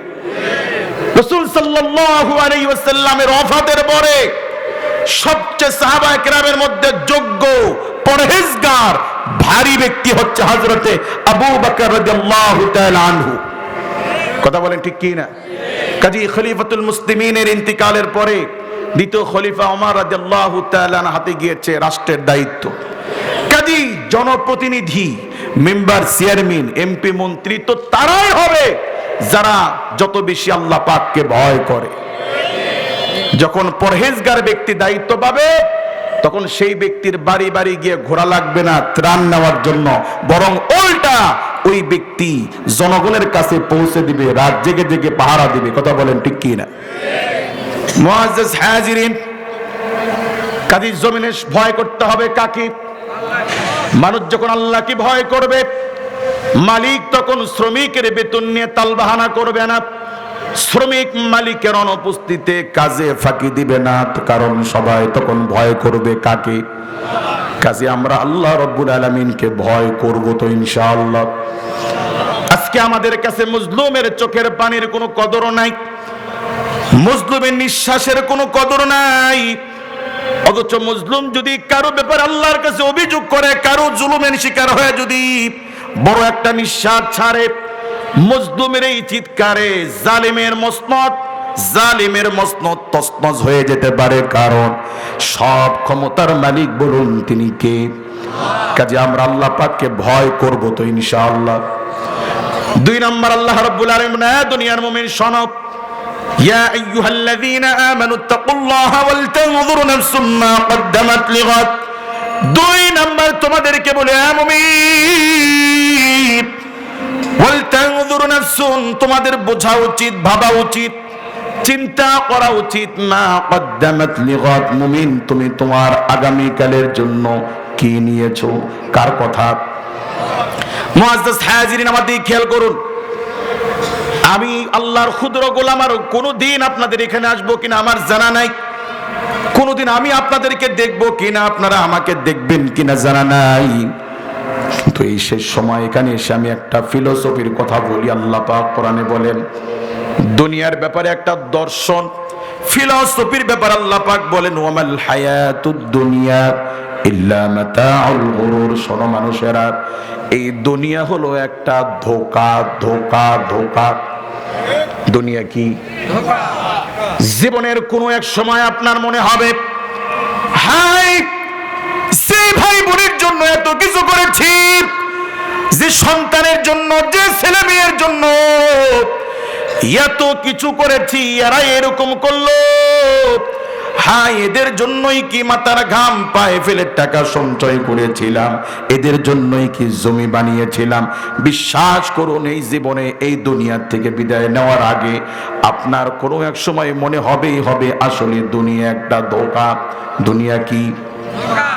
এই দুনিয়াতে কেউ কারো নয়, সবাই স্বার্থবাদী। টাকা আছে, বইয়ের ভালোবাসা আছে, টাকা আছে, বন্ধুর ভালোবাসা আছে, টাকা আছে, সন্তানের কদর আছে, টাকা আছে, মা বাবার কদর আছে। কথা বলেন। কাজে আল্লাহ পাক বলেন, মুমিন, ওয়াল তানজুর নাফসুম মা কদ্দামাত লিগাদ, তোমার বোঝা উচিত, মা কদ্দামাত লিগাদ, তুমি তোমার আগামী কালের জন্য কি নিয়েছো। কার কথা? এ মুমিন, এই পৃথিবীর থেকে কত রাজা বাচ্চা, ক্ষমতাওয়ালা, কত টাকাওয়ালা, কত ব্যক্তি পৃথিবীর থেকে বিদায় নিয়ে চলে গেছে। ছোটবেলায় যেই দোকানে চকলেট খেয়েছি, দোকানদার নাই। ছোটবেলায় যেই বক্তার ক্যাসেট শুনেছি, ওই বক্তা নাই।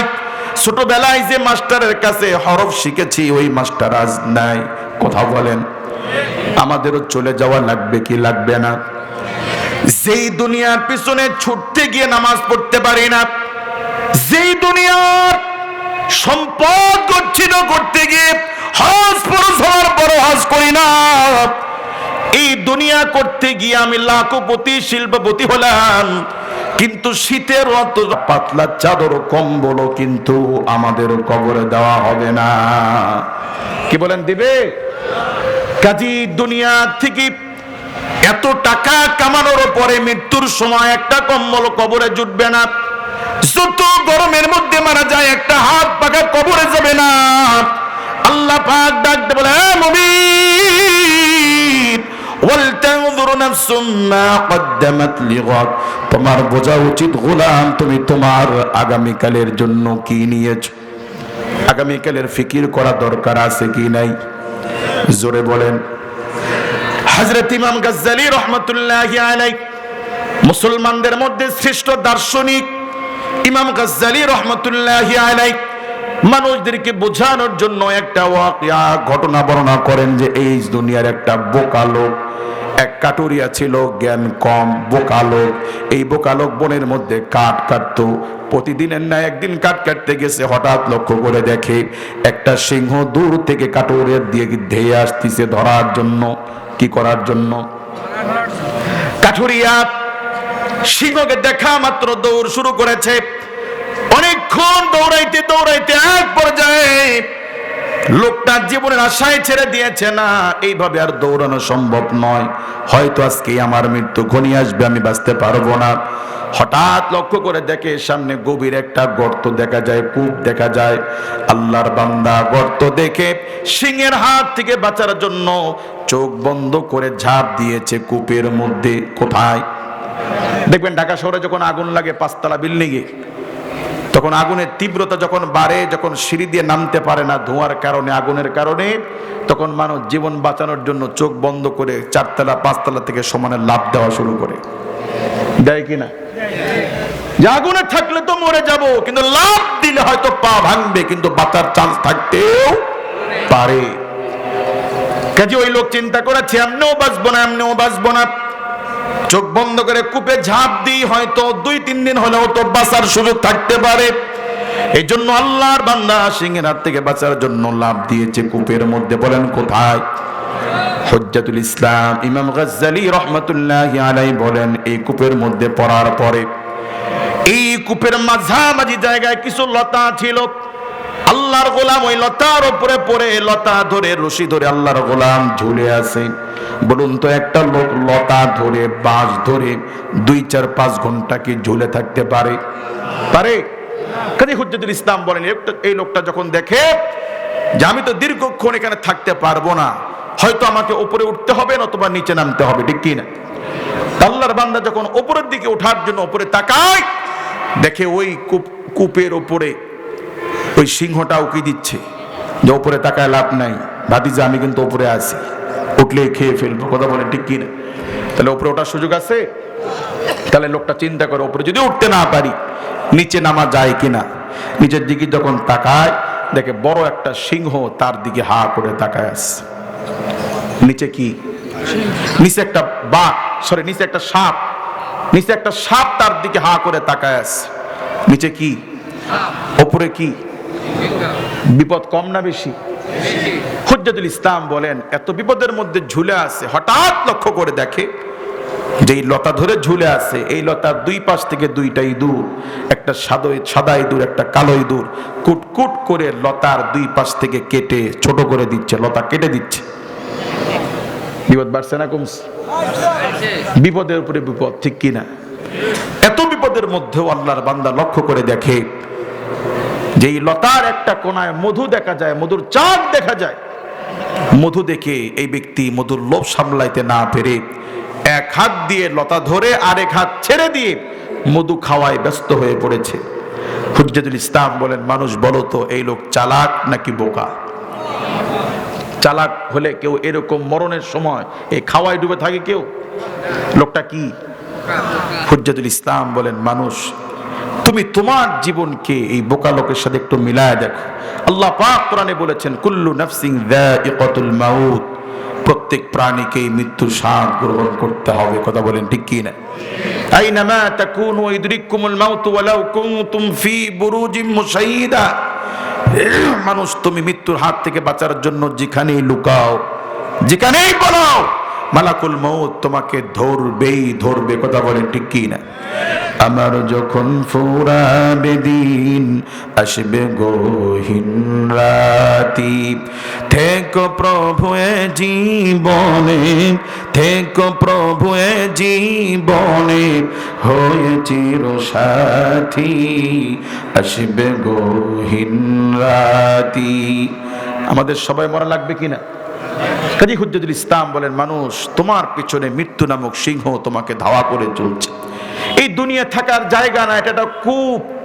আমাদের আসল বাড়ি হচ্ছে আল্লাহর জান্নাতে। বলেন আসল বাড়ি কোথায়? জান্নাত। আর জান্নাত আল্লাহ পাক রেখেছেন কোথায়? 7 আসমানের উপরে। জান্নাত কোথায় আছে বলেন? ইনদা সিদরাতিল মুনতাহা ইনদাহা জান্নাতুল মাওয়া। সিদরাতুল মুনতাহার উপরে সাত আসমানের উপরে সিদরাতুল মুনতাহার পাশে আল্লাহ পাক জান্নাত রেখেছেন। তাহলে জান্নাত কোথায় আছে? উপরে। কোথায়? আল্লাহ পাক কোরআনুল কারীমের মধ্যে বলেন কুলনা হাবিতু মিনহা জামিআ, আমি তাদেরকে নামিয়ে দিয়েছি আদম হাওয়া এমনকি মিস্টার ইবলিসকে আল্লাহ পাক জান্নাত থেকে জমিনে আল্লাহ নামিয়ে দিয়েছেন।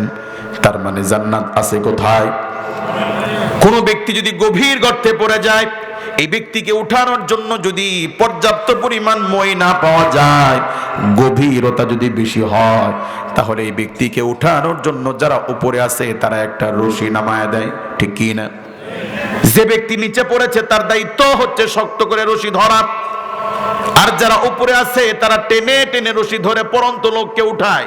এমনটা করি কি না? আল্লাহ রাব্বুল আলামিন জান্নাতি মানুষদেরকে জান্নাত থেকে নামিয়ে দেওয়ার পরে আবার মানুষদেরকে জমিন থেকে কূপ থেকে জান্নাতে নেওয়ার জন্য কোরআন নামক রশি আল্লাহ পাক উপর থেকে নামিয়ে দিয়েছেন। এরপর আল্লাহ পাক বলেন ওয়াতাসিমু বিহাবলিল্লাহি জামিআ। আল্লাহু আকবার বলেন। তোমরা আল্লাহর রজ্জু কোরআনকে তোমরা শক্ত করে ধরো। যে যত মজবুত করে কোরআনকে ধরবা, কোরআন তোমাকে তোমার আসল বাড়ি আল্লাহর জান্নাতে পৌঁছায় দেবে। কথা বলেন ঠিক কি না? কাজে দুনিয়া কূপ, এটা থাকার জায়গা না। হুজ্জাতুল ইসলাম বলেন দুনিয়ার মুমিন, তুমি আলমে আরওয়াহ থেকে মার পেট হয়ে ভায়া করে ট্রানজিট নিয়ে দুনিয়া নামক কূপে তুমি ঝাঁপ দিয়েছো। এই দুনিয়াতে ঝাঁপ দেওয়ার পরে হায়াত নামক রশি ধরে তুমি ঝুলে আসো, আর এই দুনিয়ার তলদেশে সাপ নামক কবর তোমার দিকে হা করে তাকায় আছে। মুমিন, তুমি কবরকে ভুলে গেছো, কবর তোমাকে ভুলে নাই। কবর প্রতিদিন প্রতিনিয়ত তোমাদেরকে ডেকে ডেকে বলে আনা বাইতুল যুলমা, আমি অন্ধকারের ঘর, খবরদার নেকি ছাড়া আসিও না। কথা বলেন। মৃত্যুর যন্ত্রণা কত কঠিন, সইতে আমি পারিব না। কবরের আযাব কত কঠিন, সইতে আমি পারিব না। ওগো দয়াময় হে রহমান, চাই যে তোমার করুণা। মৃত্যুর যন্ত্রণা কত কঠিন, সইতে আমি পারিব না। কাজী আমার ভাইয়েরা, হজ মাহফিলে আসলাম, আনন্দ নিলাম। যাওয়ার সময় আধা কেজি জিলাপি নিয়ে খেয়ে ঘুম দিলাম। ঘুম থেকে ওর দিকে সকাল 10টা। এগুলো ফাজলামি না। কথা বলেন। কাজে নিজেকে বোঝানোর চেষ্টা করুন। আল্লাহ পাক বলছেন ওয়াল তানজুর নাফসুন, তোমার বোঝা উচিত তুমি আগামীকালের জন্য কি নিয়েছো। হুজ্জাতুল ইসলাম বলেন মানুষ, মৃত্যু নামক সিংহ তোমাকে ধাওয়া করে চলছে, কবর নামক সাপ তোমার দিকে হা করে তাকায় আছে, হায়াত নামক রশি ধরে ঝুলে আসো, আর তোমার জীবন থেকে দিন নামক একটা সাদা ইঁদুর, রাত নামক কালো ইঁদুর, প্রতিদিন একটা করে দিন চলে যাচ্ছে, রাত চলে যাচ্ছে, তোমার হায়াত নামক রশিকে কেটে ছোট করে দিচ্ছে। তোমার হায়াতি জিন্দেগির বাজেট যদি হয় 60 বছর, কারো 20 বছর, 30 বছর, 50 বছর অলরেডি চলে গেছে। কথা বলেন ঠিক কি না? কাজী চতুর্মুখী বিপদের মধ্য থেকেও দুনিয়ার জায়গা জমি নামক মধুর লোভ সামলাইতে না পেরে মানুষ মৃত্যুর কথা ভুলে গেছো, কবরের কথা ভুলে গেছো। আসলে ওই কাঠুরিয়া যেমন বোকা, তার চেয়ে শত সহস্র গুণ বেশি বোকা তুমি। কাজী আল্লাহ পাক স্মরণ করে বলেন গোলাম ওয়াল তাকদুর নাফসুন, তোমার বোঝা উচিত মা কদ্দামাত লিগাদ, তুমি তোমার আগামীকালের জন্য কি নিয়েছো। আমাদের নারায়ণগঞ্জের মানুষ টক ডাউল একটু বেশি পছন্দ করে। তো দোকানে গিয়ে, হোটেলে গিয়ে বলছে এই টক ডাউল আছে? আস। টক ডাউল কি দিয়ে রান্না করেছিস? কয় আম দিয়ে। আমের আঠি আছে? বাস। তাহলে আমের আঠি দিয়া এক বাটি ডাউল আর ভর্তাপাতি যা আছে দে, ভাত খাবো। তো আল্লাহর বান্দা খাইতে বসছে, এখন ওই ডাউলের আটি সহ, আমের আটি সহ প্লেটের ডাউল ঢেলে নিস। তখন আটি চাটে, দেখে টক লাগে না। কি লাগে না? তো ওইটারকে জিজ্ঞেস করে কিরে আটি যে টক মক নাই এমন কা? কয় টক থাকবে কোত্থেকে, আপনার আগেও এই আটি আরো 30 জন চেটেছে। এক পাতিল ডাউল রান্না করতে কি 10টা আম লাগে? একটা আম দিলেই যথেষ্ট। কথা বলেন ঠিক কি না? তো যেই খাইতে আসে সেই আমের আটি খোঁজে। তো এত আটি পাবো কই? এই জন্য আমরা এই আটি দিই, পাবলিক খেয়ে চেটে চুটে টেবিলের উপর ধুয়ে যায়, এটা আবার সুন্দর করে ধুয়ে টুয়ে পানিতে 3 বার ধুইয়া আবার সুন্দর করে পাতিলে রেখে দিই। তা আপনার আগেও এই আটি 30 জন চেটেছে, আপনি টক পাবেন কোত্থেকে? তো এই দুনিয়া চেটে খেয়েছে ফিরআউন, এই দুনিয়া চেটে খেয়েছে নমরুদ, সাদ্দাত, হামান, কারুন। আপনি আর কদ্দুর ক্ষমতাওয়ালা, আপনি আর কদ্দুর টাকাওয়ালা? কথা বলে ঠিক কি না? কাজে রব কোরআন নাজিল করে বলছেন, মুমিন শোনো, ওয়াল তানজুর নাফসুম মা কদ্দামাত লিগাদ, তোমার বোঝা উচিত তুমি তোমার আগামী কালের জন্য কি নিয়েছো। কাজে আমাদের পরকালের ফিকির করা দরকার আছে কি নাই? আয়াতের পর আয়াত আল্লাহ পাক বলেন, ওয়ালা তাকুনু কাল্লাযীনা নাসুল্লাহ ফাআনসাহুম আনফুসাহুম। মুমিন, তোমরা তাদের মতো হয়ো না যারা আল্লাহকে ভুলে গেছে। ফাআনসাহুম আনফুসাহুম, যারা আল্লাহকে ভুলে গেছে, আল্লাহ পাক বলেন তারা আল্লাহকে ভুলে নাই, বরং এরা নিজেরা আত্মভোলা হয়ে গেছে, পাগল হয়ে গেছে। কি হয়ে গেছে? আমরা নামাজ না পড়লে আল্লাহর কোনো ঠেকা নাই। যারা পড়ি না তারা নিজেকে নিজে ঠকাইতেছি, নিজের স্বর্ণ নিজে হারাইতেছি। কথা বলেন।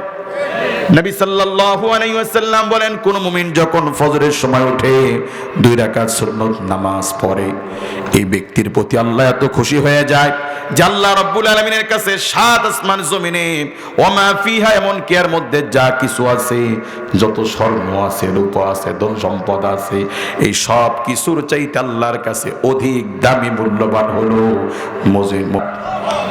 7 আসমান জমিন একদিকে, মুমিন তোমার ফজরের 2 রাকাত সুন্নত একদিকে, আসমান জমিনের এই সব কিছুর চাইতে আল্লাহর কাছে তোমার সুন্নতের দাম বেশি। কাজী সুন্নতের দাম যদি এত বেশি হয়, ফরজেরটা কম না বেশি? নামের অধিবাসী এরা কি সমান? আল্লাহ পাক বলেন না, আসহাবুল জান্নাতি হুমুল ফাইজুন।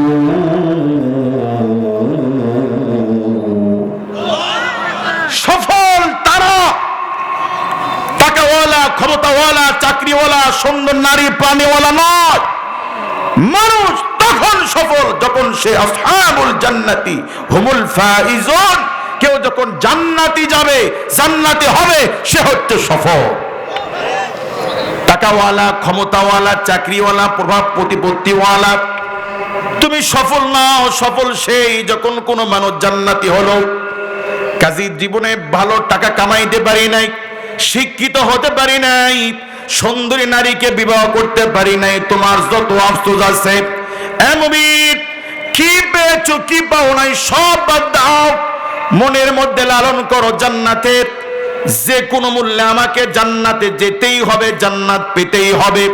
ক্ষণস্থায়ী দুনিয়া কয়েকদিনের, আখিরাত অনন্তকালের। কথা বলেন ঠিক কি না? এজন্য আল্লাহ পাক বলেন, উলাইকাল্লাযীনা ইশতারাবুদ দালালাতা বিল হুদা। পৃথিবীতে কিছু নির্বোধ আছে, বোকা আছে, যারা গোমরাহি দিয়ে তাদের হেদায়েতকে বিক্রি করে। মুআজ্জাজ হাজিরিন, দুনিয়াতে সুখী হতে চায় না আখিরাতে সুখী হতে চায়? দুনিয়া কয়েকদিনের, আখিরাত অনন্তকালের। মনে করুন 2টা অপশন দেওয়া হলো, এখান থেকে সিএনজি করে কক্সবাজারে নেওয়া হবে। সিএনজিতে করে, কিসে করে? কষ্ট হবে কি না?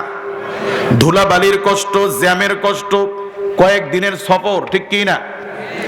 সিএনজি করে কক্সবাজার নেওয়ার পরে 5 স্টার হোটেলে 3 দিন খাওয়ানোর পরে এসি গাড়িতে করে আবার দিনাজপুরে পৌঁছে দেওয়া হবে।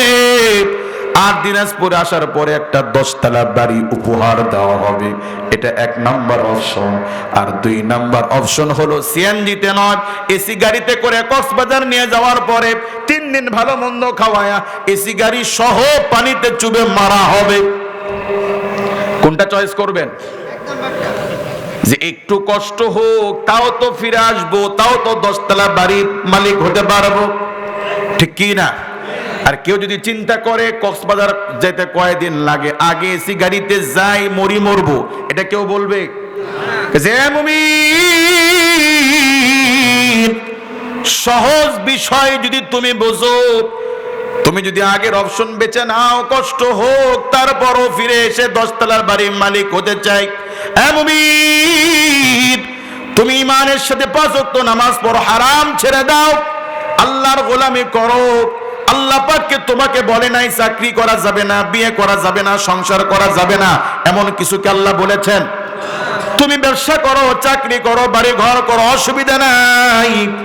মুমিন তুমি শুধুমাত্র রাসূলের দেখানো পন্থায় কোনো মতো চলো, ঈমান নিয়ে মরো। তুমি মরতে দেরি, তোমার জন্য জান্নাত তোমার অপেক্ষায় দেরি নাই। কথা বলেন ঠিক কি না? জান্নাতের মধ্যে তুমি কি চাও? আল্লাহ পাক জানে তুমি নারীর প্রতি দুর্বল। পৃথিবীতে এমন কে আছে সুন্দরী নারী চায় না? কথা বলেন ঠিক কি না? এ মুমিন তোমার জন্য জান্নাত কি সুন্দরী রূপবতী হুর দিয়ে সাজানো হয়েছে। আল্লাহ পাক বলেন কামসালিল লুলুল মাকনুন, জান্নাতের হুরেরা কেমন যেন এমন ঝিনুকের মধ্যে যেমন মুক্তা লুকায়িত থাকে, জান্নাতি হুরেরা তারা এমন সুরক্ষিত যে হুরদেরকে পৃথিবীর কেউ দেখে নাই, স্পর্শ করে নাই। আল্লাহু আকবার বলেন। ওই হুরের আকাঙ্ক্ষা, হুরের লোভ কি তোমার ভিতরে জাগে না? এ মুমিন তুমি চাও তোমার একটা আলিশান বাড়ি থাকুক, জান্নাতের মধ্যে ছোট বাড়ি যাকে দেওয়া হবে, ওই ছোট বাড়ির আয়তন হবে 7 আসমান জমিনের চাইতেও বহু গুণ বড়। কাজী এত বড় জান্নাত, এত সুখের জান্নাত, ওই জান্নাতের আশায় মুমিন তুমি কি 5 ওয়াক্ত নামাজ পড়তে পারবা না? পারবো না ইনশাআল্লাহ। আমার মা বোনেরা, আল্লাহ নবী বলেন কোন নারী যদি 4টি জিনিসের গ্যারান্টি দেয় তার জান্নাতের জিম্মাদার আমি রাসূল হয়ে যাব। কয়টা? জোরে বলেন। আমার মা বোনেরা, হয়তো আমাদের এখানে চাইতে আপনাদের সংখ্যা বেশি, এই জন্য আপনাদের জন্য না বললেই নয়। নবী বলেন যে নারী 4টি জিনিসের গ্যারান্টি দিবে তার জান্নাতের জিম্মাদার আমি রাসূল হয়ে যাব। কয়টা জিনিসের? 1 নাম্বার 5 ওয়াক্ত ফরজ নামাজ। এই নামাজ আমাদেরও পড়ার দরকার আছে কি নাই? নামাজ এত দামি ইবাদত, নবী সাল্লাল্লাহু আলাইহি ওয়াসাল্লাম বলেন বাইনাল আবদি ওয়া বাইনাল কুফরি তারকুস সালাহ। রাওয়াহু মুসলিম। কাফের আর মুসলমানের পার্থক্য হলো মুমিনের নামাজ। আউয়ালু মা ইউহাসাবু বিহিল আবদি ইয়াউমাল কিয়ামাহ, কিয়ামতের দিন বিচার দিবস আল্লাহ পাক মুমিনের যে হিসাব নেবেন সেই হিসাবের প্রথম হিসাবই আল্লাহ পাক নেবেন নামাজের হিসাব। কিসের হিসাব? কাজে নামাজ পড়া দরকার আছে কি নাই? আল্লাহ পাক কোরআনুল কারীমে সূরাতুল মাউনের মধ্যে বলেন ফাওয়াইলুল লিল মুসাল্লিন আল্লাযীনা হুম আন সালাতিহিম সাহুন। আল্লাহু আকবার বলেন। ধ্বংস হোক ওই নামাজি যে নামাজি নামাজের ক্ষেত্রে অমনোযোগী, যে নামাজি কি মুমিন নামাজি ব্যক্তি নামাজ পড়ে কিন্তু অমনোযোগী, এই ব্যক্তি যদি ধ্বংস হয়, তুমি যে নামাজি পড়ো না তোমার অবস্থা কি হবে? কথা বলেন ঠিক কি না? ইমাম সাহেব আসরের নামাজ পড়াইতেছে, সালাম ফিরানোর পরে মনে মনে একটা ওয়াসওয়াসা আসলো, নামাজ কি 3 রাকাত হলো না 4 রাকাত হলো? পেছনে ফিরে মুয়াজ্জিনকে জিজ্ঞেস করে নামাজ কয় রাকাত? মুয়াজ্জিনও কইতে পারে না, ডানে বামে তাকায়। মুসল্লিরা একজন আরেকজনের দিকে তাকায়, মানে সবাই অমনোযোগী। সবাই কি?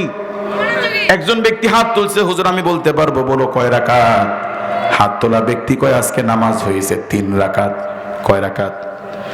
ইমাম সাহেব মনে মনে খুশি, যাক একজন মুসল্লি পাওয়া গেছে যে হিসাব রাখছে। কৌতূহলে জিজ্ঞেস করলে নামাজ 3 রাকাত, তুমি কেমনে বুঝতে পারলা? বলে হুজুর বাজারে আমার 4টা দোকান আছে, সারাদিন ব্যবসা করি, বিকেল বেলা আসলের নামাজে এসে 4 রাকাতে 4টা দোকানের হিসাব আমার কমপ্লিট হয়ে যায়।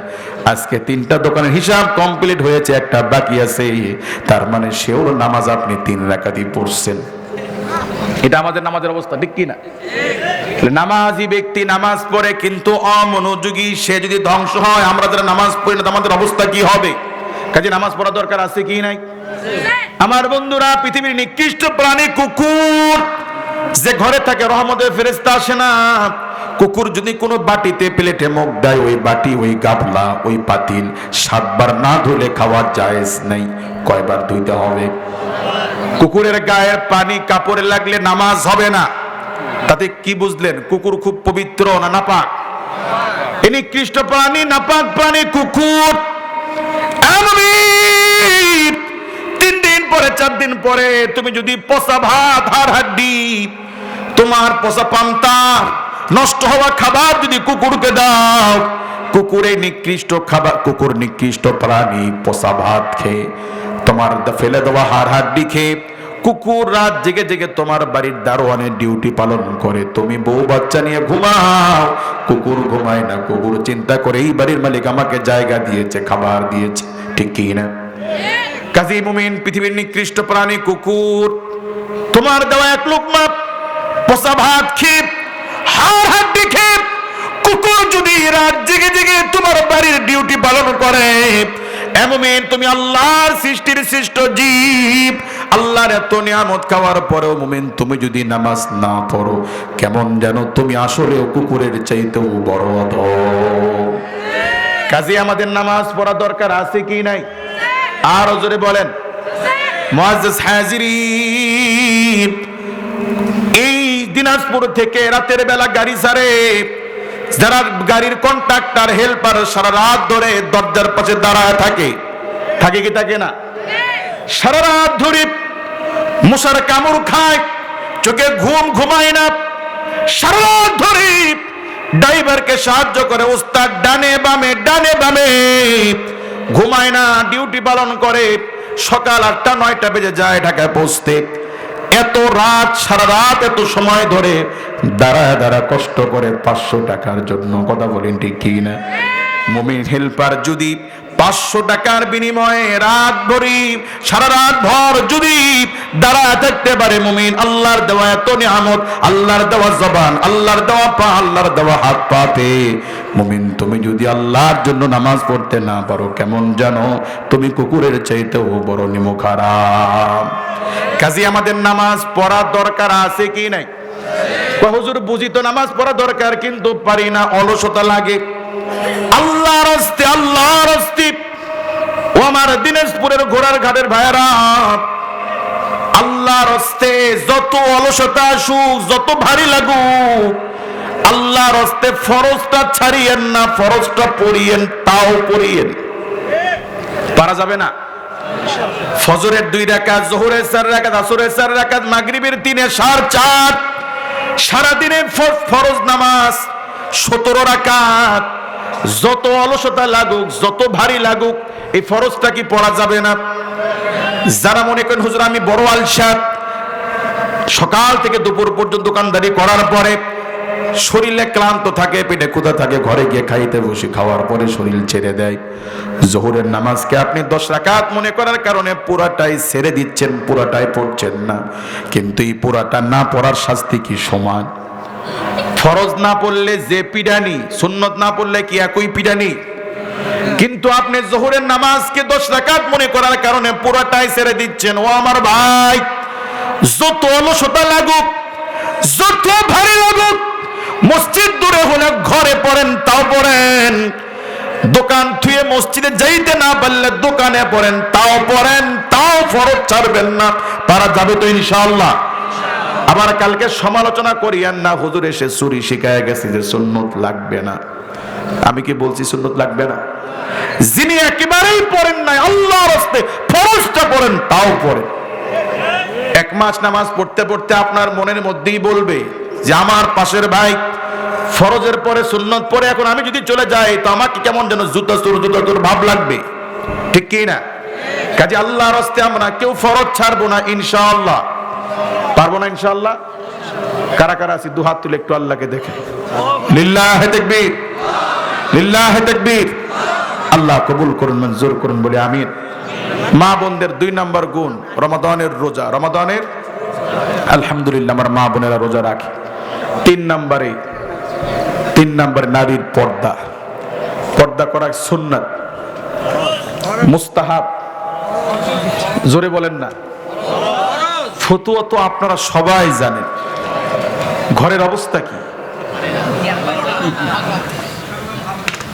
আমাদের কি কখনো এমন হয়েছে সাহাবায়ে কেরামের মতো, নবী পরিবারের মতো 3 দিন কিচ্ছু খাইতে পারি নাই, পেটে পাথর বাঁধছি, এরকম কখনো হয়েছে?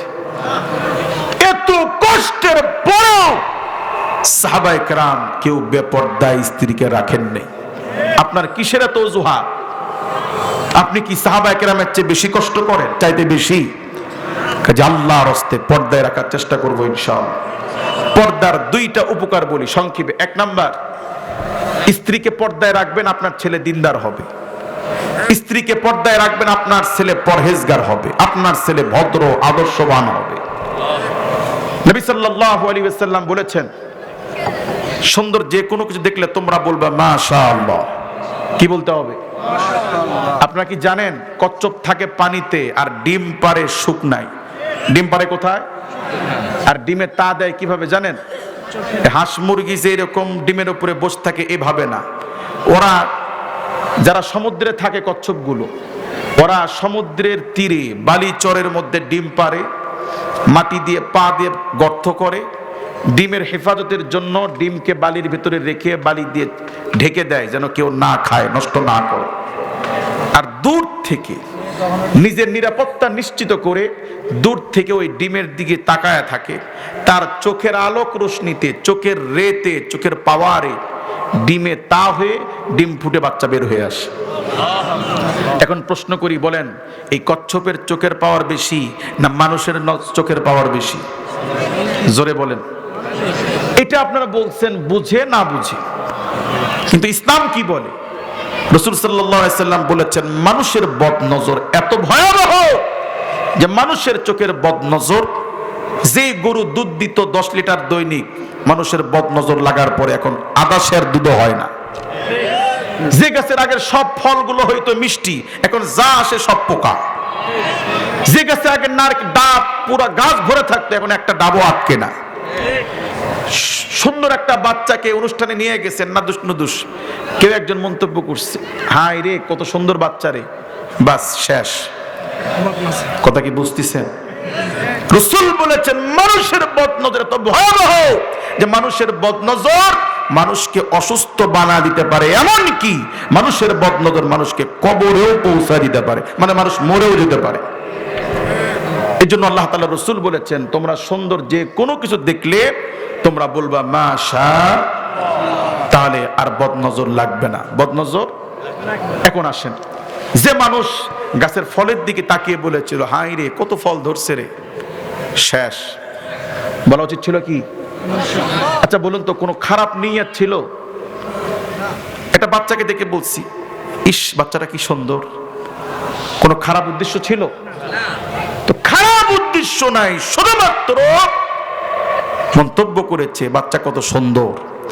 তাতে যদি বাচ্চা অসুস্থ হয়ে যেতে পারে, গাছের ফল নষ্ট হতে পারে, রোগ হতে পারে, মানুষ মরে যেতে পারে, এই মানুষ যখন পর স্ত্রী পর নারীর দিকে যখন কামনা বাসনার দৃষ্টিতে তাকায়, এই নারীরা থাকে কি?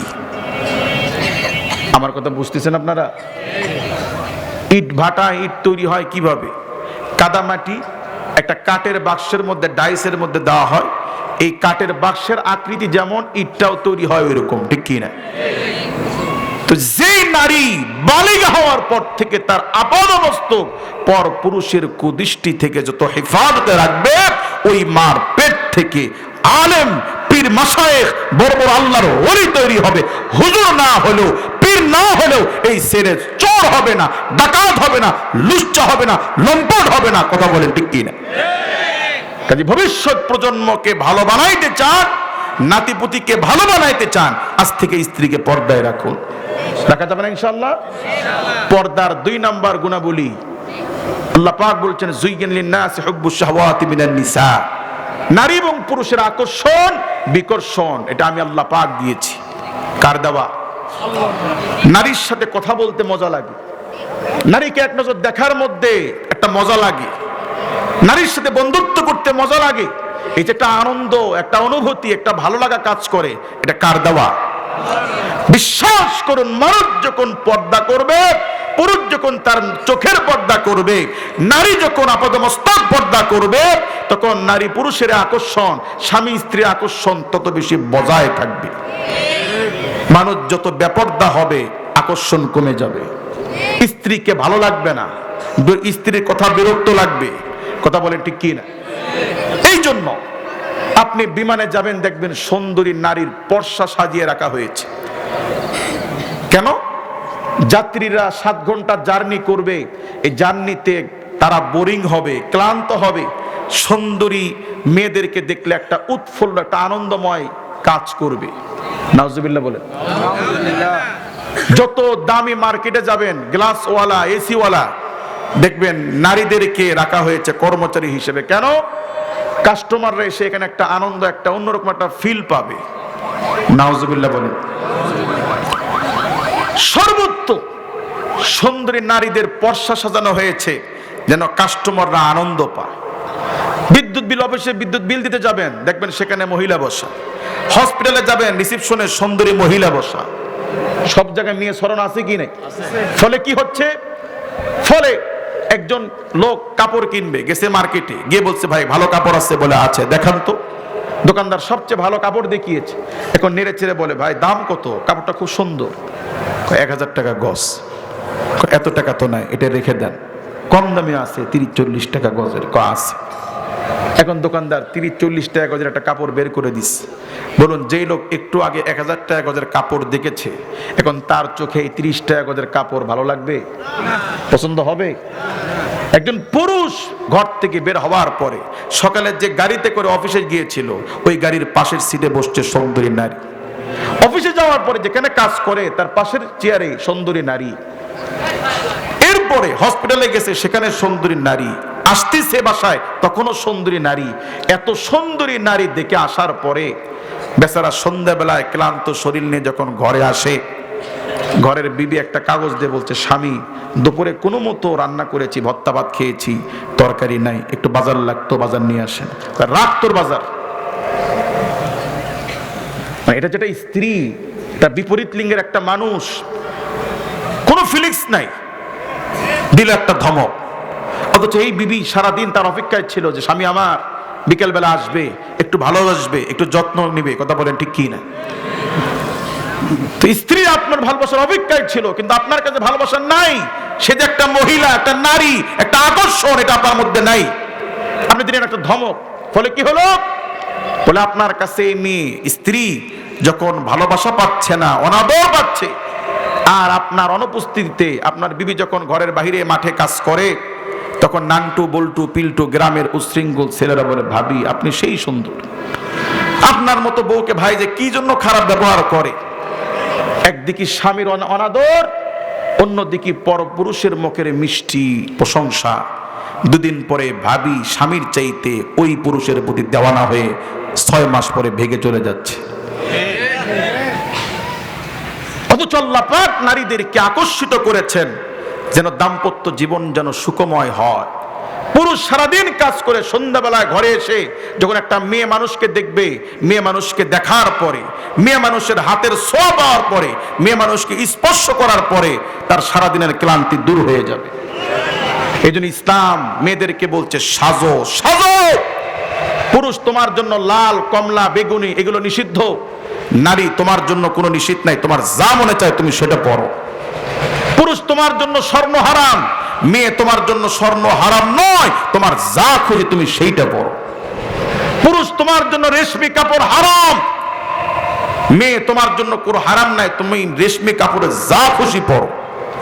পুরুষ তোমার জন্য মেহেদি মেহেন্দি শুধু চুলে দেওয়া বৈধ, হাত পায়ে দেওয়া মাকরুহে তাহরিমি। নারী তোমার জন্য যেখানে খুশি মাথার চুল থেকে শুরু করে পায়ে লাগাও, তাতেও কোনো গুনাহ নাই। কথা বুঝাইতে পারছি? কেন?